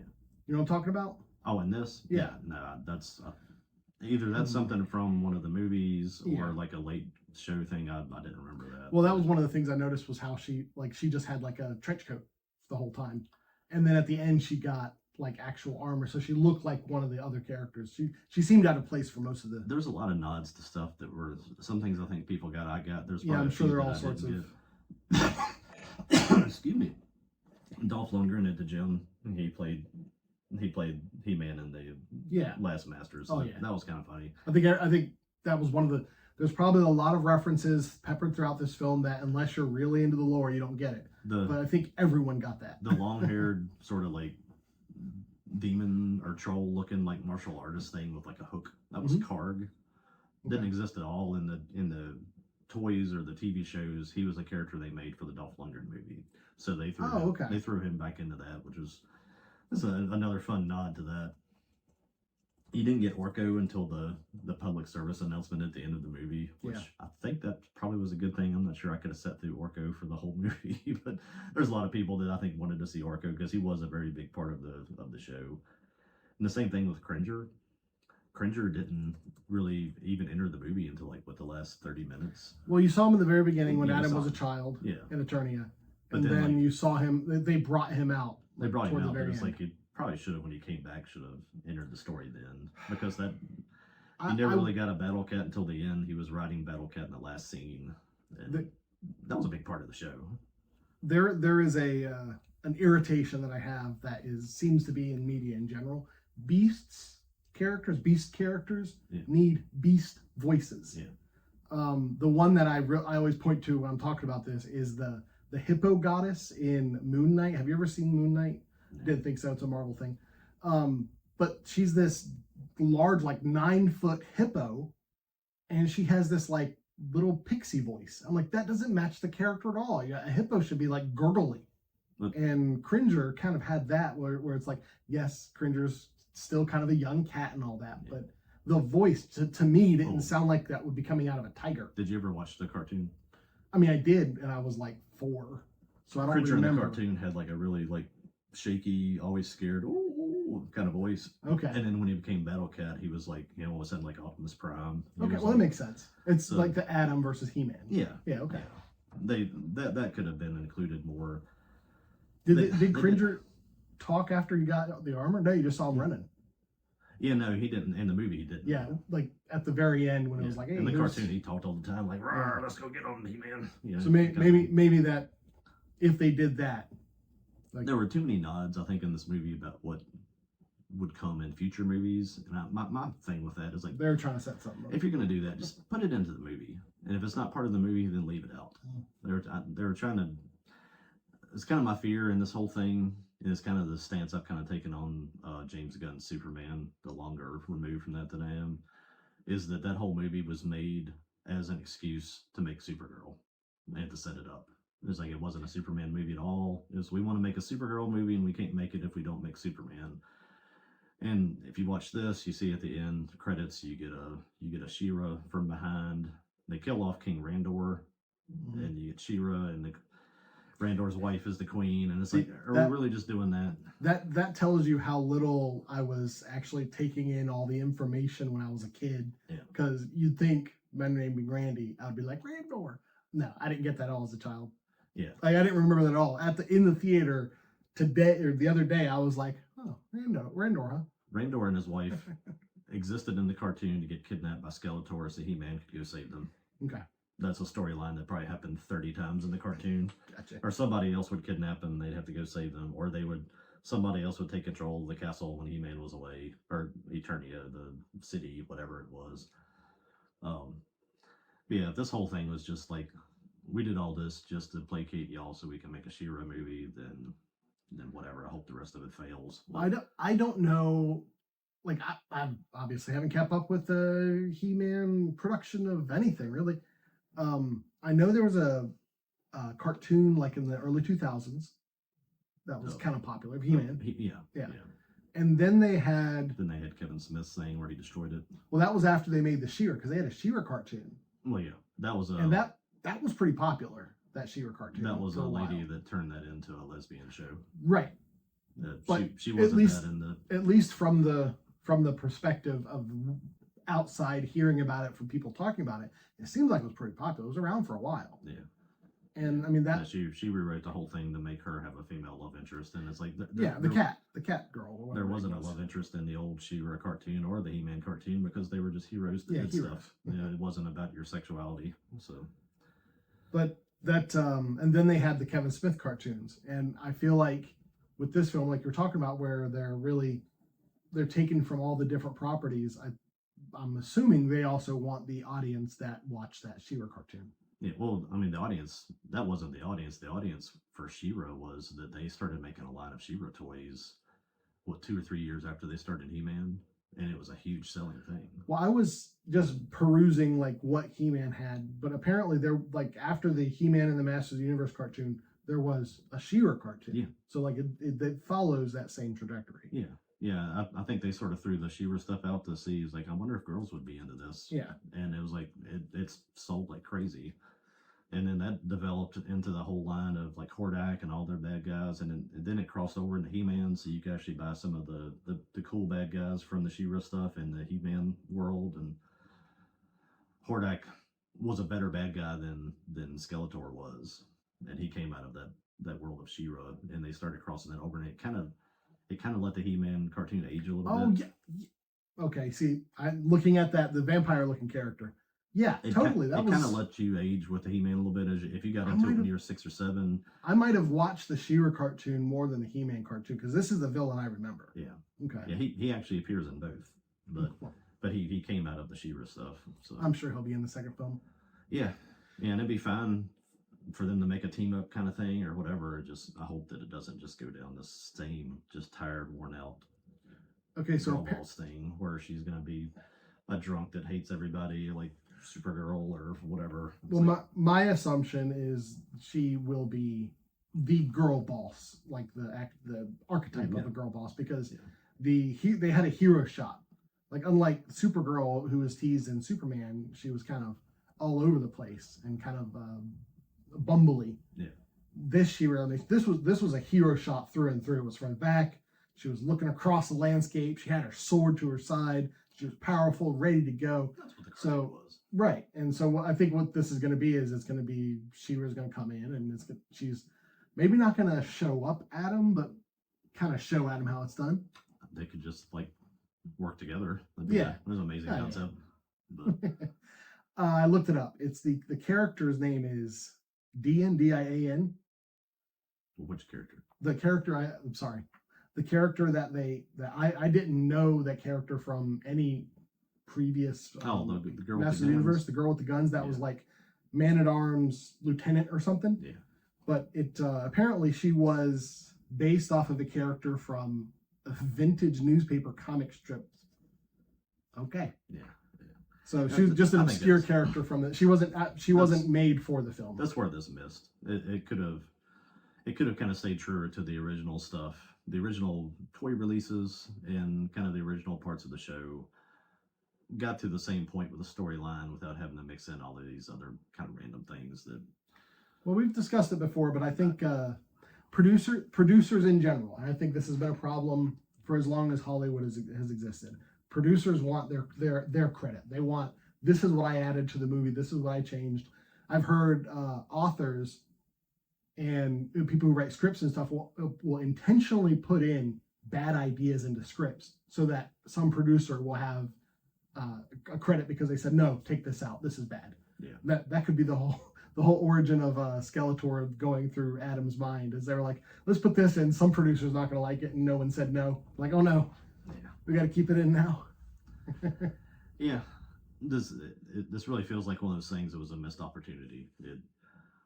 It could have been more of a summer blockbuster thing. I think it could have got a better response from kids if you'd marketed it the right way and cleaned it up a little bit. Well, people were very critical of when the trailer came out. They're like, this is like Guardians of the Galaxy. Yeah. I kind of think, considering the crash jokes and stuff like that, I kind of think maybe it could have been a little more Guardians of the Galaxy, because that was really approachable. And yeah, they did have some more adult kind of humor, like that thing where they're in the lineup and Quinn is like cranking his hand and he sticks up his middle finger. Yeah, that's a funny, somewhat if I take my crash kids joke. to That's that, fine. I'm fine with that. Yeah. The stuff that this crossed into was a little bit it was too much. But yeah, I don't know that it matters. At $87 million box when you probably have almost $300 million into it, I don't know that it's coming back. So this is Amazon, as noted by the fact that an Amazon truck literally enters frame and Beastman, right? That's the guy's name, and mashes Beastman. While Adam's on Earth. Amazon has money to burn, man. They've made Rings of Power for a few seasons now, and I don't know anyone who watches that. Not that I know everybody, obviously, but at least from my perspective, it seems like that it's not something that the Lord of the Rings fan really love. It's not something that a lot of people are watching. It's not something that people really talk about. Kind of starting to call that crowd like the cultural revenge crowd. It's like they're just making products and things that they somehow or another feel that that's their fight. That's their way of fighting back against whatever they've imagined has happened in the last 10 years. That let's take properties that those other people that I don't like enjoy, and let's just mess them up. And it's just there are people who want to break toys. Yeah, I guess it's when you don't have a god and you don't have a reason to actually do anything, that you're just attaching yourself to any kind of reason that comes along, and apparently destroying people's imaginary TV shows is as good as it's going to get for some people. Not just TV shows. Another property that Amazon has rights over now is Tomb Raider, and they're making a new Tomb Raider game. Yeah. And recently they like revealed it, and they're kind of like He-Man is like trying to win back like old fans. Like Tomb Raider's kind of trying to do that too. Yeah. So I think there are producers in these companies that kind of know the direction things need to go, but it's still similar to the film itself. You have these conflicting ideologies that are clashing. You built character arc wise. You built Adam from a product of this world with all of its nonsense into somebody that understands what it's like to be a man again. The way to respond to that would be to come back and make a movie with him just being like a hero. See, yeah. But that's not going to happen. We're going to get a She-Ra movie, and he'll probably be a bumbling idiot all through that. And they didn't learn the lesson that Man of Steel and Batman versus Superman should have taught the movie industry. Where if you have a movie where a character is growing and learning who they are, you have to have a film that shows the audience this is who that character is. Yeah. You can't just hand wave it and say, well, we're going to go on to the next story now. His story's done. Yeah. Again, Superman, Supergirl trajectory, I think, is probably unfortunately where this is headed. Probably. But people were throwing this away before it ever happened, and it kind of surprised them. So maybe there's somebody at Amazon that'll pull something out of it. I do think the people who were throwing it away for the reasons they were throwing it away, I think they were misguided. I do think that the criticisms lobbied at Masters of the Universe were unfair, and it was a fun time if you can overlook some stuff, which is like that's almost the tag my comment for most films and media nowadays. It was a fun time if you can overlook some stuff. Whatever happened to the trailer guy, the one man? Oh yeah. Why can't you make trailers like that? Yeah. Born in a world of weak, pink-haired, nose-ringed women, learns to be a warrior. It's like, okay, that would have changed everybody's approach to it. Mm-hmm. We could go on. Yeah, we should wrap up. Wrap up our He-Man section. Yeah, if you're a fan of like the Guardians of the Galaxy type, you don't mind some American Pie level humor, I would say. Well, if you were a true fan of the cartoon and you enjoyed just the goofy, campy show that it was, I mean, don't make He-Man as something that it was never. It never was anything but a goofy cartoon in the 80s. And if you enjoyed that, you enjoyed Flash Gordon from 1980, you'll enjoy this. If you want to turn this into a cultural argument, then then find something else to do. It's better than the 80s film, I think. Yeah. We won't get into that. That's another day. 20 minutes. Yep. Yeah. All right. Yeah, it'll be on Prime, I guess, before too long. So probably the next few weeks, the way they go. If you missed it in the theaters, give it a try. I think if you like He-Man, I think you'll like it. Great casting. I don't think there's any of the casting that I thought if you were terrible. Have kids under 15, 16 years old and you care about their well-being and just they might have questions after some of the jokes. What does that mean, Mom? Just don't watch it.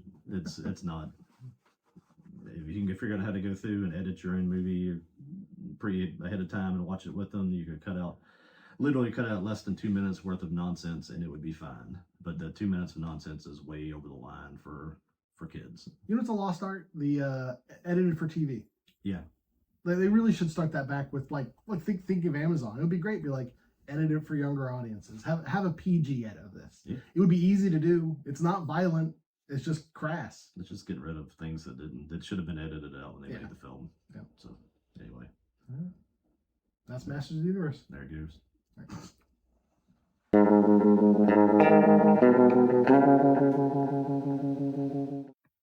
All right, welcome to our segment on Ghost in the Shell 2017 live action film. The live action one, yeah. So it's Ghost in the Shell, directed by Rupert Sanders, produced by Avi Arad. We'll get into both those guys in just a second. Numbers, $110 million budget, $160 million worldwide gross, but I think that $110 million budget doesn't add in all the marketing stuff that they did, because they say after it's all said and done, it still lost about $60 million. Right. So I think there was a period of time where the basic general audience weren't looking at advertisement budget as well. We just looked at production budget and, hey, did it make more than production budget? Okay, it made profit. Yeah. But now people are like, well, you have to take at least 50% of the production budget and say that's advertising budget. And Yeah, you would think that would just be a number that they would just go ahead and address. You would think it would be a part of production budget because it's part of the production. It'd be like me building the house and saying, yeah, the house only would cost $100,000, but it was $200,000 in materials that we didn't really say. It's like I don't think economies work that way. Yeah. I guess my initial. Well, I'll tell you, this is what I was thinking, like naming this episode is it's Try Hard with a Vengeance. That's pretty good. I like that. If you can watch this as a standalone Ghost in the Shell world film, it's excellent. Yeah, I butt heads with a lot of Ghost in the Shell fans a lot because when you are watching it as someone who knows the other Ghost in the Shell properties and there's a fan of the Ghost in the Shell series and all that, there's a lot of things to be upset about. There just are. I say if you can watch it alone, that's a big if. Yeah. Because it's difficult to do because of all the callbacks to the 1995 movie that they put into it. So it almost makes it seem like you're watching a remake and you're initially it seems like a live action version of the 95 film and it's not. You're not really watching that, but it's I don't think what these guys did, mostly Sanders, I guess was the director of this thing.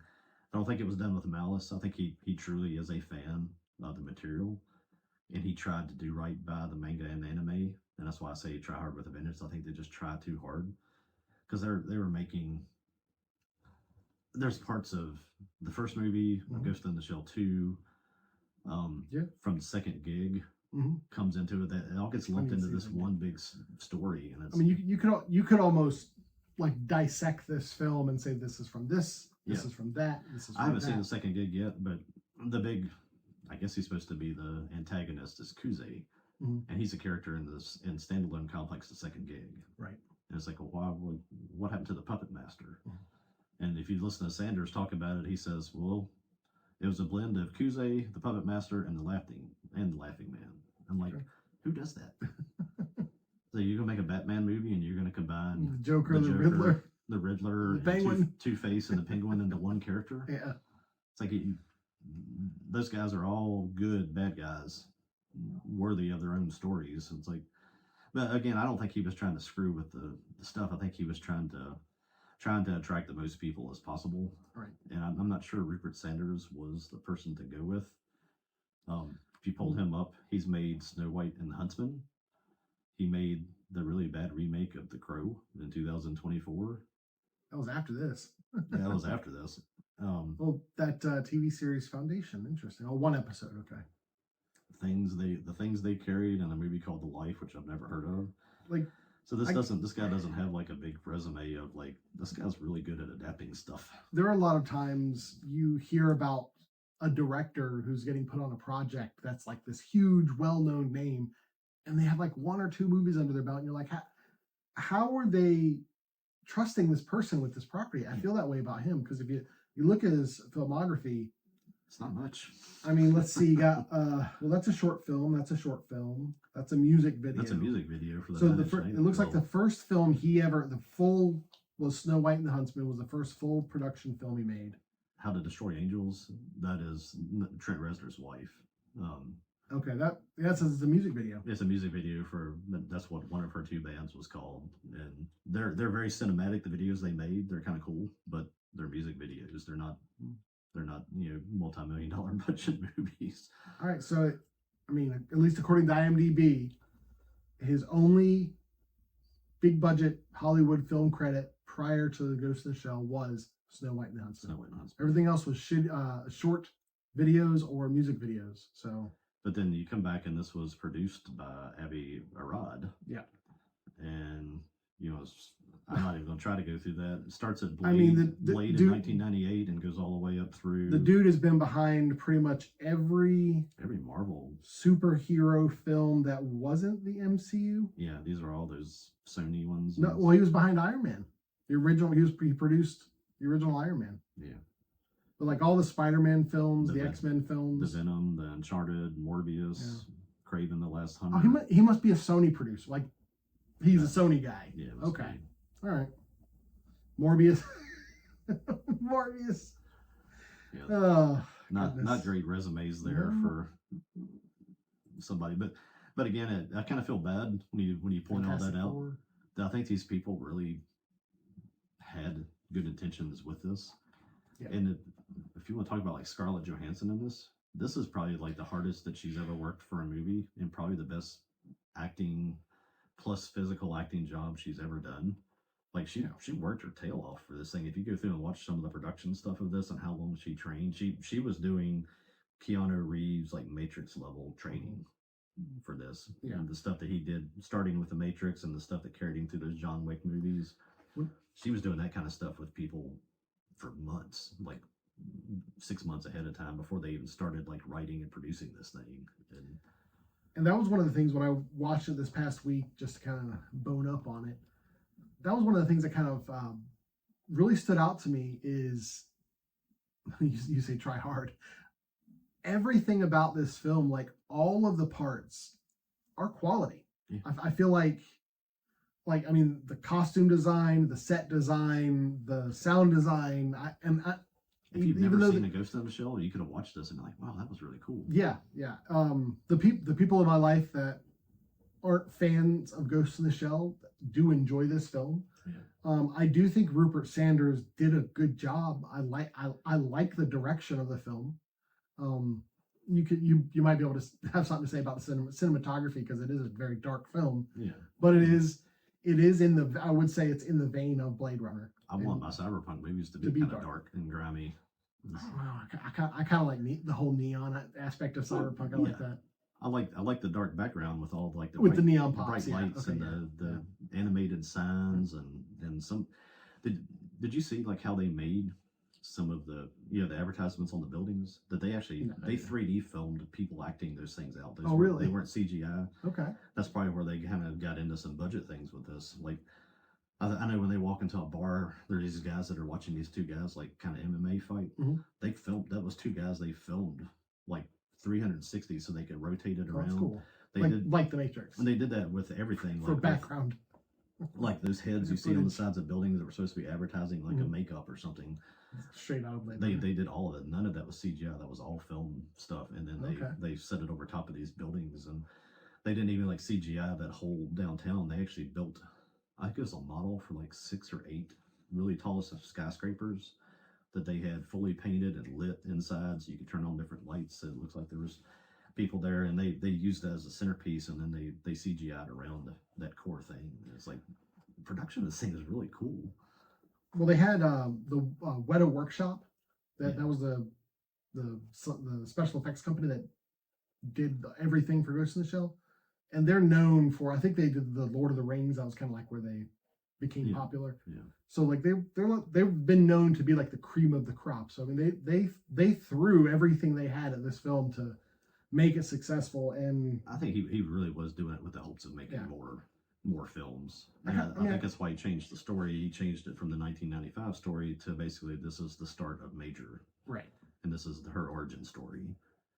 And kind of changing that part with the fact that they kind of nerfed the bad guy. Mm-hmm. You don't really have the bad guy in this was corporations. Yeah. It's like, okay, we got that. Corporations are bad. The anime was not anti-corporation. It was a thought piece on AI and the merging. Excuse me. The merging of humans with technology. That's what the whole point of the Ghost in the Shell story was. It wasn't capitalism and corporations are bad, and it's it's not really what this was, but it kind of leaked into this a little bit. And that's not. Power. I think power in general. I think it's not so much corporations, but power.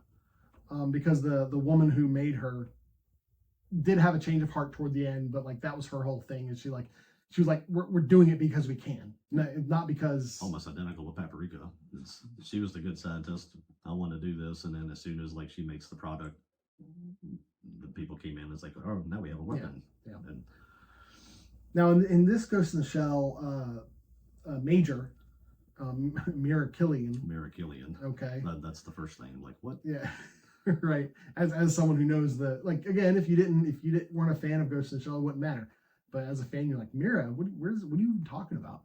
But she's the first successful human inside of first successful android with a ghost, essentially. try number 99 apparently. Or there were 99. There were 98 before. There were 98 before that failed. Which were experiments. Kind of makes me wonder if that was a nod to Alita, because Alita writes 99. Oh, really? Like that back in the manga, yeah. And even in the movie, she writes 99 on her shoulder. Yeah, the company is called Hanka. Just have a weird name. Yeah. That's the corporation, the big evil corporation in this. They're taking runaways and like kind of homeless people, mostly kids, and they were using them for this experimental thing. Nod to Innocence. Yeah. And also the geisha bots, which were just robots in this. Their faces would open up, but it was like the Gyno bot. What were they called? I think it was Gynobots. Gynobots. The Gynobots in Innocence, where their faces would open up and you see what was underneath. And you had very similar. You had the Basset Hound. Bato loved dogs. Yeah. He was feeding the Basset Hound from number 2 out into the alley instead of owning it. So, again, trying to pull little pieces, little nods from all the other things and kind of sticking them into this, which is now looking at. We could have gone without some of the nods, especially after watching Innocence, because I hadn't seen Innocence before, and I had seen this before, so I missed a lot of that stuff. So that's why I said if you'd never seen Ghost in the Shell and you just watched this, you'd be like, I don't know what y'all are talking about. That movie was awesome. Yeah, it was pretty good. I liked a lot of the nods. I like the movie. Yeah, it's just you see where it clashes with the fan base because of what it tries to do. And well, you have kind of two sides of the dissatisfied fan base.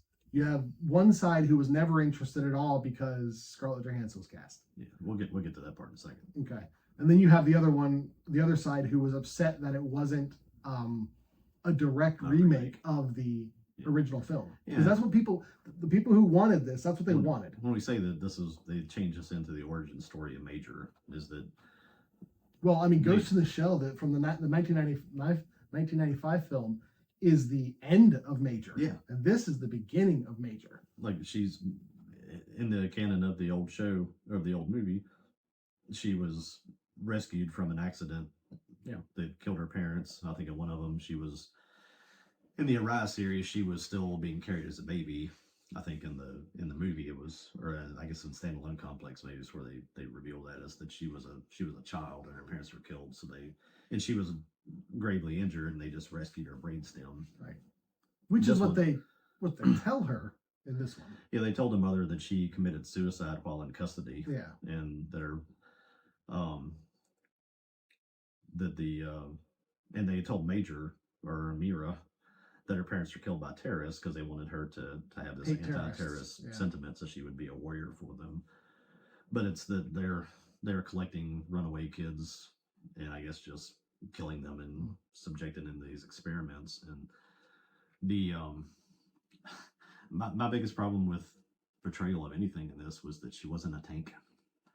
There's so many things in the show where she lands and she's breaking the ground. Right, she's heavy. That, yeah. She's very nimble. She's very much like Black Widow. Yeah. In the Marvel stuff, where she's just karate and everybody, and really the way that she's built in the 95 movie, when she fights people, she just breaks their arms and crushes them. And this one is kind of more like she's kung fu fighting everybody, and I didn't like that much. But well, one of my initial perspectives, and again, I got to figure out why in my mind Motoko Kusanagi is sarcastic. I don't know where I got that from. I'll figure it out at some point, but I thought Scarlett Johansson played this way too robotically. Like, it's like someone said, remember, you're a robot. And she's like, I'm a robot. I mean, you can even see how when she walks. Yeah, She walks very, like, leaning forward, like she's trying to balance herself like she's a robot.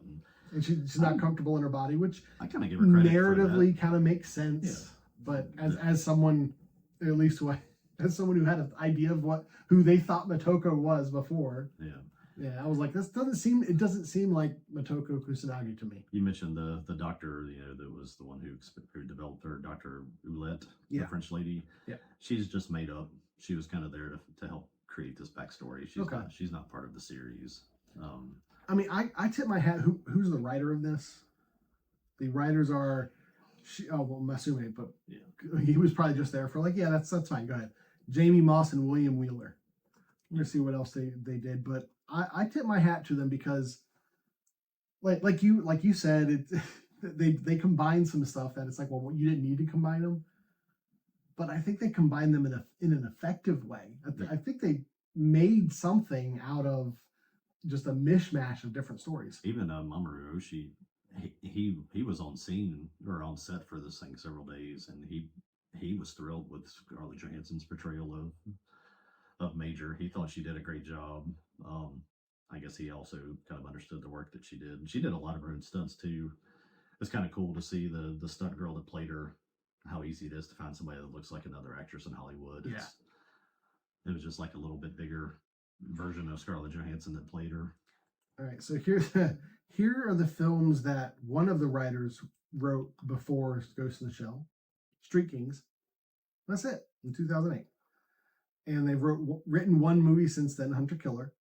The other writer, a handful of films. I haven't seen any of these. The Prime Gig, The Hoax, The Cape, The Reluctant Fundamentalist, Queen of Cat Week. I haven't seen any of these. It's you mentioned like the whole casting of Scarlett Johansson in this thing. Oh, people hated it. Really, oh my goodness. It's we were just talking about He-Man before this, and it's almost the same way that people killed us on the start line before it ever started because they made this big deal over the casting of her without ever seeing the film. Yeah. And acted all outraged. Oh, he's not an Asian person, and it's like I think they tried to fix it narratively, and I think that just made people more mad. It did, and I appreciated it. So that people understand what we're talking about is that the runaway girl that becomes Mira Killian, who is Major, the brain that they use. She was a Japanese girl. She goes and finds her mom. She was actually a Japanese lady, and that they took this brainstem from this little Japanese girl and they put it into a white robot. Yeah. And that was what they tried to do to kind of fix that whole narrative line, and I think it just made those same people even angrier. With the film. Yeah, it absolutely did.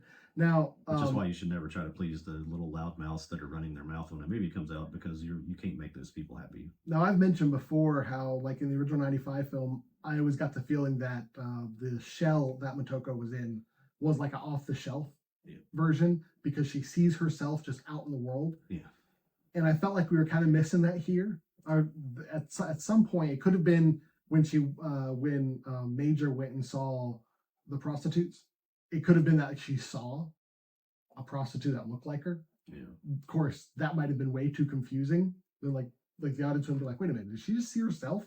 Yeah. In this movie, I just kind of assumed that they designed her specifically for this whole thing. Right. Yeah. But I'm just saying, if that was what they wanted to do, I mean, that would make a little more sense. Yeah. Like, well, if they're going to be making if they're going to have production robots, they look like Scarlett Johansson. Do you have my other pictures? Here we go. So these are the castings from the movie, and then the characters from the anime. The Ishikawa, he's the tech support guy. Usually has a beard on. He's always the guy in the van. Right. In the anime. Then Boma is the bald guy that has those little Batu goggles. About as white as you can look in an anime. Right. They were both cast as black people in this movie. So if you're going to like make this argument about Scarlett Johansson that it's not right that she's Asian and blah, blah, blah, blah, blah, and then you turn around and in the same breath don't even mention the fact that they've changed the other people, then what's your point? Well, is Bato canonically like a white guy? Yeah, he's got white hair. Well, he's got white hair, sure, but I mean, in the anime, characters have blue hair, pink hair. Anime typically sort of westernizes Japanese characters to kind of look more Western anyway. Yeah. I thought the guy that played him, that is Pailu Asbayek. I'm not sure if I'm saying that right. I don't know that you could have landed a better. Yeah, I thought it was fine. I think you could probably go through and maybe find somebody that maybe personality wise might have been. Yeah, I thought he was a bit. I don't know, like. He wasn't wasn't as emotive as Batu is. Batu's pretty funny, kind of more sarcastic. The Batu in the live action film seemed more like a good fella to me than he did like a hardened soldier. Yeah, I think they nailed the look Probably could have found a different actor. But yeah, the press on this whole thing with Scarlett Johansson really hurt this film before it ever even got started. Well, I know before it came out, they were talking to like the director of the original film, and he was like, "Yeah, the Motoko's not specifically Asian. She's just this is kind of what Motoko looks like. She doesn't really have a nationality." I think, and so he was fine with like he put his stamp of approval on Scarlett Johansson. The director and I think Oshii, the guy from the anime or from the manga, both said it's like maybe Asians in America think that way. It's like they don't over here. Right. They say you guys are making a big deal over nothing. Yeah. I think they both kind of said the same thing, but that's our country. We make big deals over nothing. And I definitely think that there was a not insignificant portion of the fan base of fans who are fans of Ghost in the Shell and who are usually the type of people to complain about race swapping and stuff like that. I think they stuck to their guns on this, and they were like, no, we don't like that Scarlett Johansson's playing, at that point we thought was playing Motoko Kusanagi, which she kind of was. We don't like that she's major, and we're not going to go see it because we disagree with this casting. And if they had cast the Kravitz girl from the Batman movie, nobody would have said a word because they're too chicken. Well, I think that same group would have said something. But the people in the media who complained wouldn't. People in Hollywood and people that make those same complaints, their biggest fear is that somebody's going to, after they complain about race, their biggest fear is that somebody's going to call them a racist. And for them, if you cast the lady that they just cast to play, what's her name in the Odyssey, the really black African girl, Lupita, if you cast her as a major, they wouldn't say a word because they're too scared to. Well, a lot of people are complaining about her being cast as Helen. Well, they are now. We're talking about 2017. Oh, yeah. You're talking about this world where people, the last couple of years, people are kind of like getting a little bolder. Well, they're tired. Yeah. They're tired of this whole just everything's racist and everything's this and everything's that. And you have a small group of people that are like, nah, I'm done. I've been listening to this crap for the last 15 years and I'm not listening to it anymore. But yeah, the same people that I think really killed the success of this movie would not have said a word and probably have been out promoting it if you swapped it in a different direction. But maybe. But I've mentioned before how I think some of these movies, this one specifically, needed a name, because like at the time Scarlett Johansson was the biggest female celebrity in Hollywood, bar none. Yeah. It's funny, Zoe Saldana would, like if she was cast. Saldana, 2017, Jada Pinkett. Yeah. You would have had your big name, and you would have had your bulletproof covering for the whole movie. It was like, we're not gonna say anything. It's like, we don't like it, but please don't call me a racist.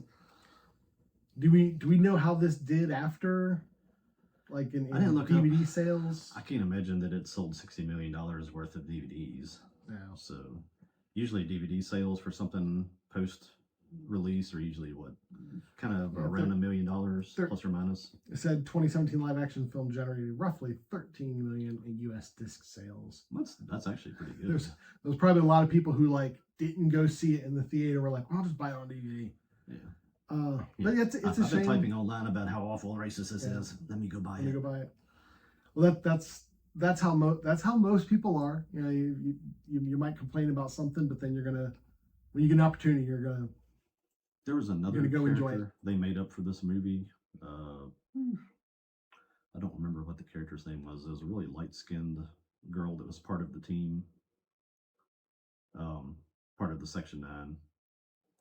I think it was Ladria. She's then Danusia Samal. Okay. Yeah, I don't think she really fills anybody's category. I think she's like Polish and from England. But that was a character that doesn't exist in the show. They introduced this one into the movie. And she was the female girl obviously. The girl with the ponytail that was on like a lot of the fights where the whole team was there. Right. And it's kind of interesting to like listen to like the post-production stuff and then talk about how I did this with my character, all these different members of the team, and it's like I don't remember that character at all. That's kind of what I was sitting here thinking. I was like, okay, I mean, I'm looking at a picture and I'm like, all right, really recall her, but okay. I really like the old guy. Oh my goodness. I think everybody calls him like Beat. What was his name? The guy that plays the chief of Section 9. I cannot find it. Where is it? See if I can find it on the Wikipedia. Yeah, this Ghost in the Shell cast list isn't doing me. It's Beat Takashi Kitano, who plays Chief Aramaki. Okay. He's the guy that speaks Japanese the whole time. Yeah. I thought that guy was cool. Yeah. Kind of mixed him a little bit with oh my goodness, with Togusa. Mm-hmm. Where Togusa's supposed to be the... Yeah, Togusa's in it. So. Togusa's in it, but it's like they kind of took more of the traits of Togusa and kind of gave them to the chief, where he's carrying the chief was, and he was talking to them a lot, and kind of like the moral center of the group. Yeah. I mean, I enjoyed the film when it was out. When it came out, I thought it was a great rendition. It's very rewatchable. Watching it again, I enjoyed it just as much, if not more, after watching some more Ghost in the Shell more recently. Yeah. I appreciate what it did. It's a shame that it didn't do better. There's also the part that for some reason cyberpunk, as popular as it seems to be as a genre, doesn't perform real well at the box office. No. I'm thinking explicitly, there's a trio here that was all around the same time. You have Ghost in the Shell, Battle Angel Alita, and Blade Runner 2049. Yeah. Like, none of those really performed very well at the box office. Yeah. Blade Runner 2049 was critically acclaimed, and that's the only reason that's like lauded as something that's great. And Alita, the only reason there's even talk of a sequel for that is James Cameron has made so much money off of the Avatar series that he can just do what he wants. Yeah. That's like a personal pet project for James Cameron. If it wasn't for that, Alita would have never been made. Yeah. So unless there's someone with deep pockets that really wants to see more Ghost in the Shell, we'll probably never see another live action Ghost in the Shell. Yeah, no. At least not from this. I think it's back onto the track it really should be. I'm not a huge fan of anime getting made into live action stuff. It's just hard to pull off. Mm-hmm. Sometimes it's kind of fun. I think this is probably honestly one of the better attempts that's happened in my lifetime. Yeah. If you go back through and think about all the other live action anime things, you're like, ugh. Well, that was terrible. And this was terrible. It is just a solid science fiction film. Yeah. I mean, I definitely think that this probably caters to and would satisfy the science fiction fan more than it would the anime fan. Yeah. So. Yeah. It's a solid film. And I think I started to say this a second ago. It is very rewatchable. It's one of the movies that I have on my Fandango Voodoo thing. When you flip around for a little while and you go 30 minutes in, it's like, man, I can't find anything I want to watch. It's in that bank of movies. And I'm like, I'm just gonna watch this again. And it's a good rewatch. And it is Scarlett Johansson. It's give credit where credit's due. She's not the worst thing to look at for 2 hours. So it's a serviceable film. I agree with your assessment. It is a rewatchable film. I've only watched a handful of times, and I think I've appreciated it each time I've watched it, I've appreciated it more and more. And I'm appreciating it as a fan of Ghost in the Shell, who's getting more into the other media. I think it's a solid attempt, and I'm glad that they did it. I'm glad it exists. I've heard this said about a lot of other anime things, that even if it did not have the success that they wanted, if it draws people's interest into that world, then it's a good thing. Yeah. And I think this is a movie that, again, if you're not an anime person and you watch this and you're like, wow, that was actually kind of cool, then you're only a step away from discovering some really cool anime stuff. So, you ever seen Aeon Flux? Yeah. I think it's a better adaptation of Ghost in the Shell than Aeon Flux is of Aeon Flux. Yeah. We'll probably talk about that someday, but not anytime soon. I think that kind of goes in that category. It's like, yes, it's better, but it's still not. Yeah. you have to keep those kind of comparisons in perspective, because they're not all, none of them are really that great. All right. Well, that's our discussion about Ghost in the Shell live action 2017. However we're supposed to say it.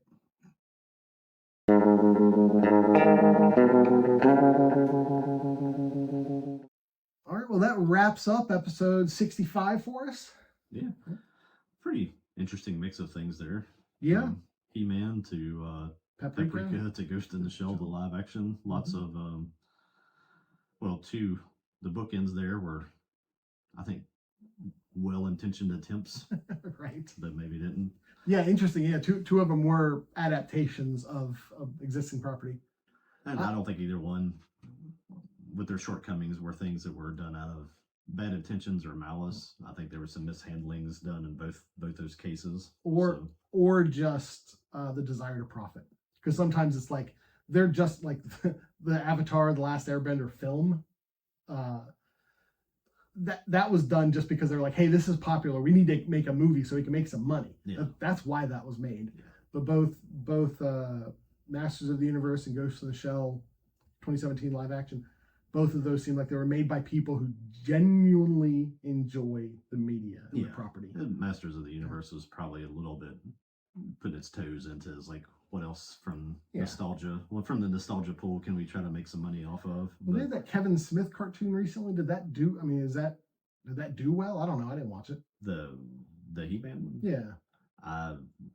I think for the most part it just got destroyed by all the people because it became complaining about it.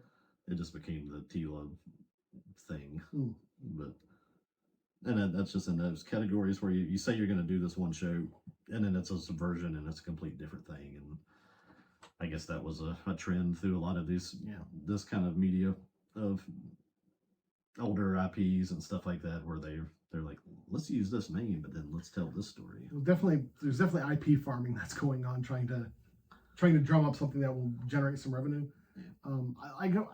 Yeah. He-Man may have, or Masters of the Universe might have suffered from that a little bit, but like I said, I still think the people who are making it were trying to make it out of love. Hopefully at least some people saw that it was a step closer to doing it the right way than what they've been doing for the last 5 years. The next time one of these films pop up, maybe give it a shot. Don't just be cynically, don't fold your arms and just say, no, I'm not going to go see it just because just because of something an actor or an actress says, or the way the advertising company is. If the companies will learn, the things that we grew up on, Star Wars, Empire Strikes Back, Indiana Jones, Raiders of the Lost Ark, every one of those was a thing you could go see as a family. Yeah. And that's where He-Man missed, was that. And there's probably a lot of people that took I haven't seen a lot of, I haven't been looking for reactions to stuff. There has to be some people that walked out of that mad, or maybe just walked out of it if they're there with their kids and were like, what'd they just say? Yeah. So you don't have to do that stuff to make movies. The movie is the same. It can be just as good without it. And you expand your audience by at least 50% more when you include the whole family can go see it, versus I'm going to sync this whole thing so I can tell like 3 really crass jokes. A lot of times with like movies in general, it seems like what you're seeing are the in-jokes from the writer's room. And it's like, I don't need to know about your in-jokes. That is not funny to anyone else but you guys. Stop putting that up there. Yeah. So another property from your childhood, if you could like wish it into existence. I mean, they did it once, and it was so far off. Once. The G.I. Joe stuff. Oh, okay. They made a few G.I. Joe films. Yeah. They made films they called G.I. Joe. There you go.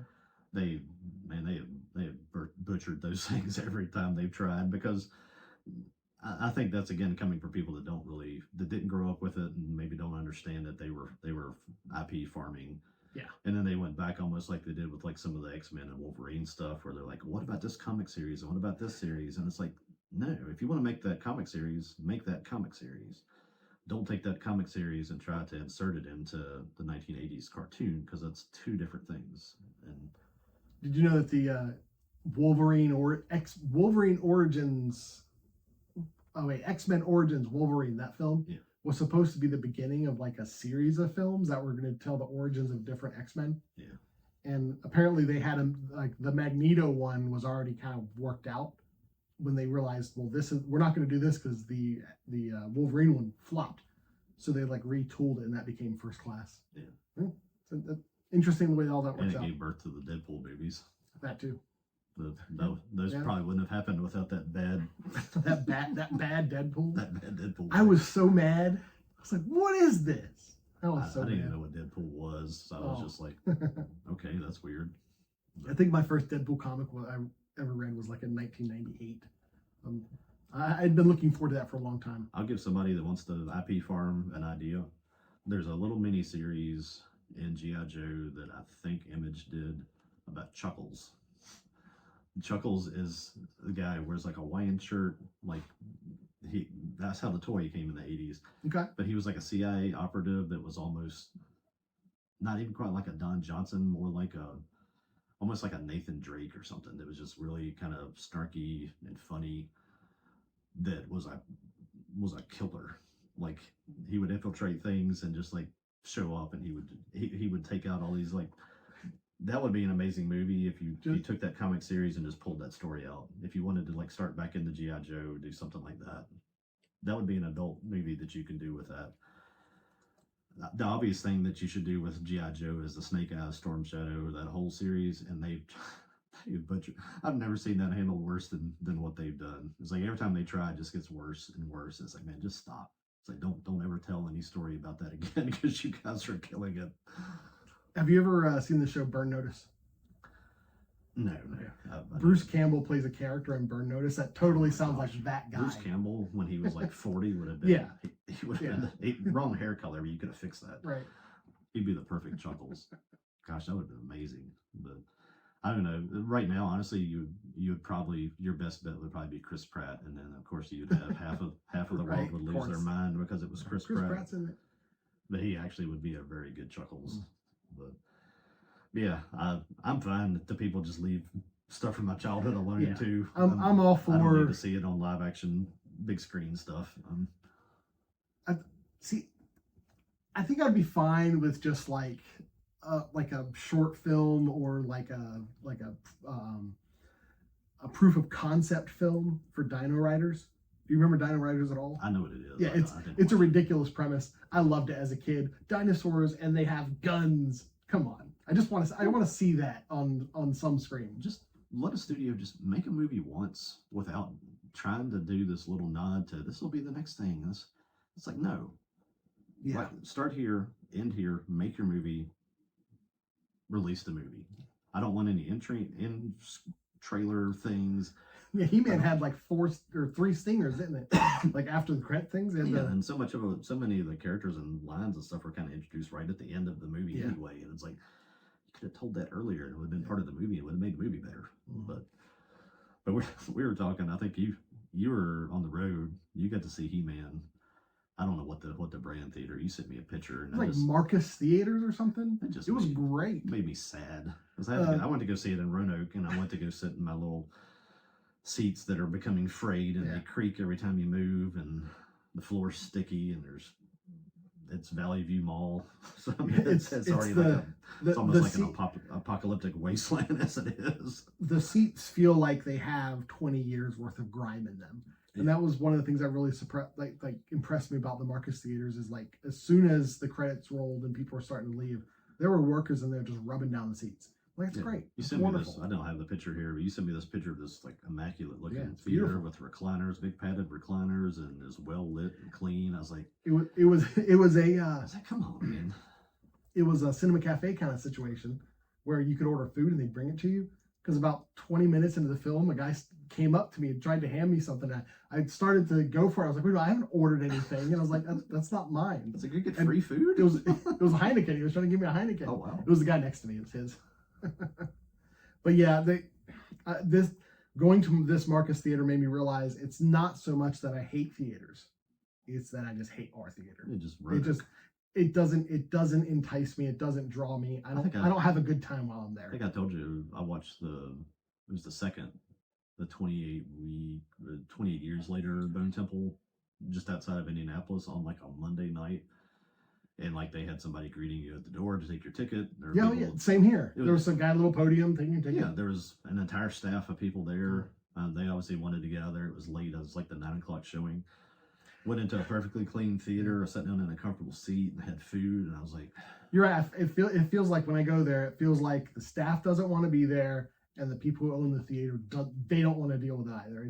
It feels like just an imposition to everyone involved, even the person that's trying to view a movie. I'm being imposed by the crappy conditions of the theater and I'll stay home. Yeah, Roanoke needs a retooling in lots of ways. That theater is just a carryover of the mall, and that's a carryover of all the just government apartments that Roanoke's just turned into. We got a lot of new apartments.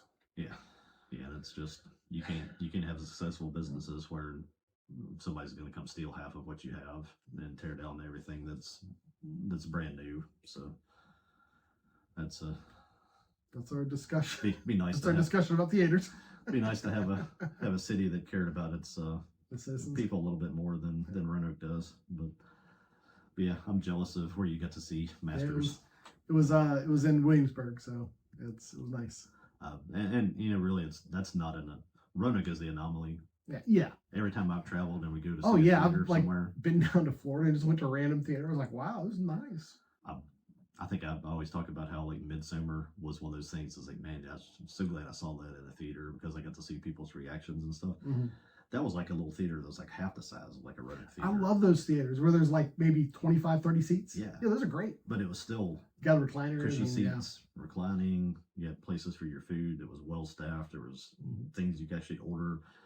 You didn't have to be there 38 minutes ahead of time to order nachos because it would take that long for the guy to finish looking at whatever he's looking at on his phone and go make your nachos and then come back up and throw them on the table in front of you and be like, I've stopped going to the concessions.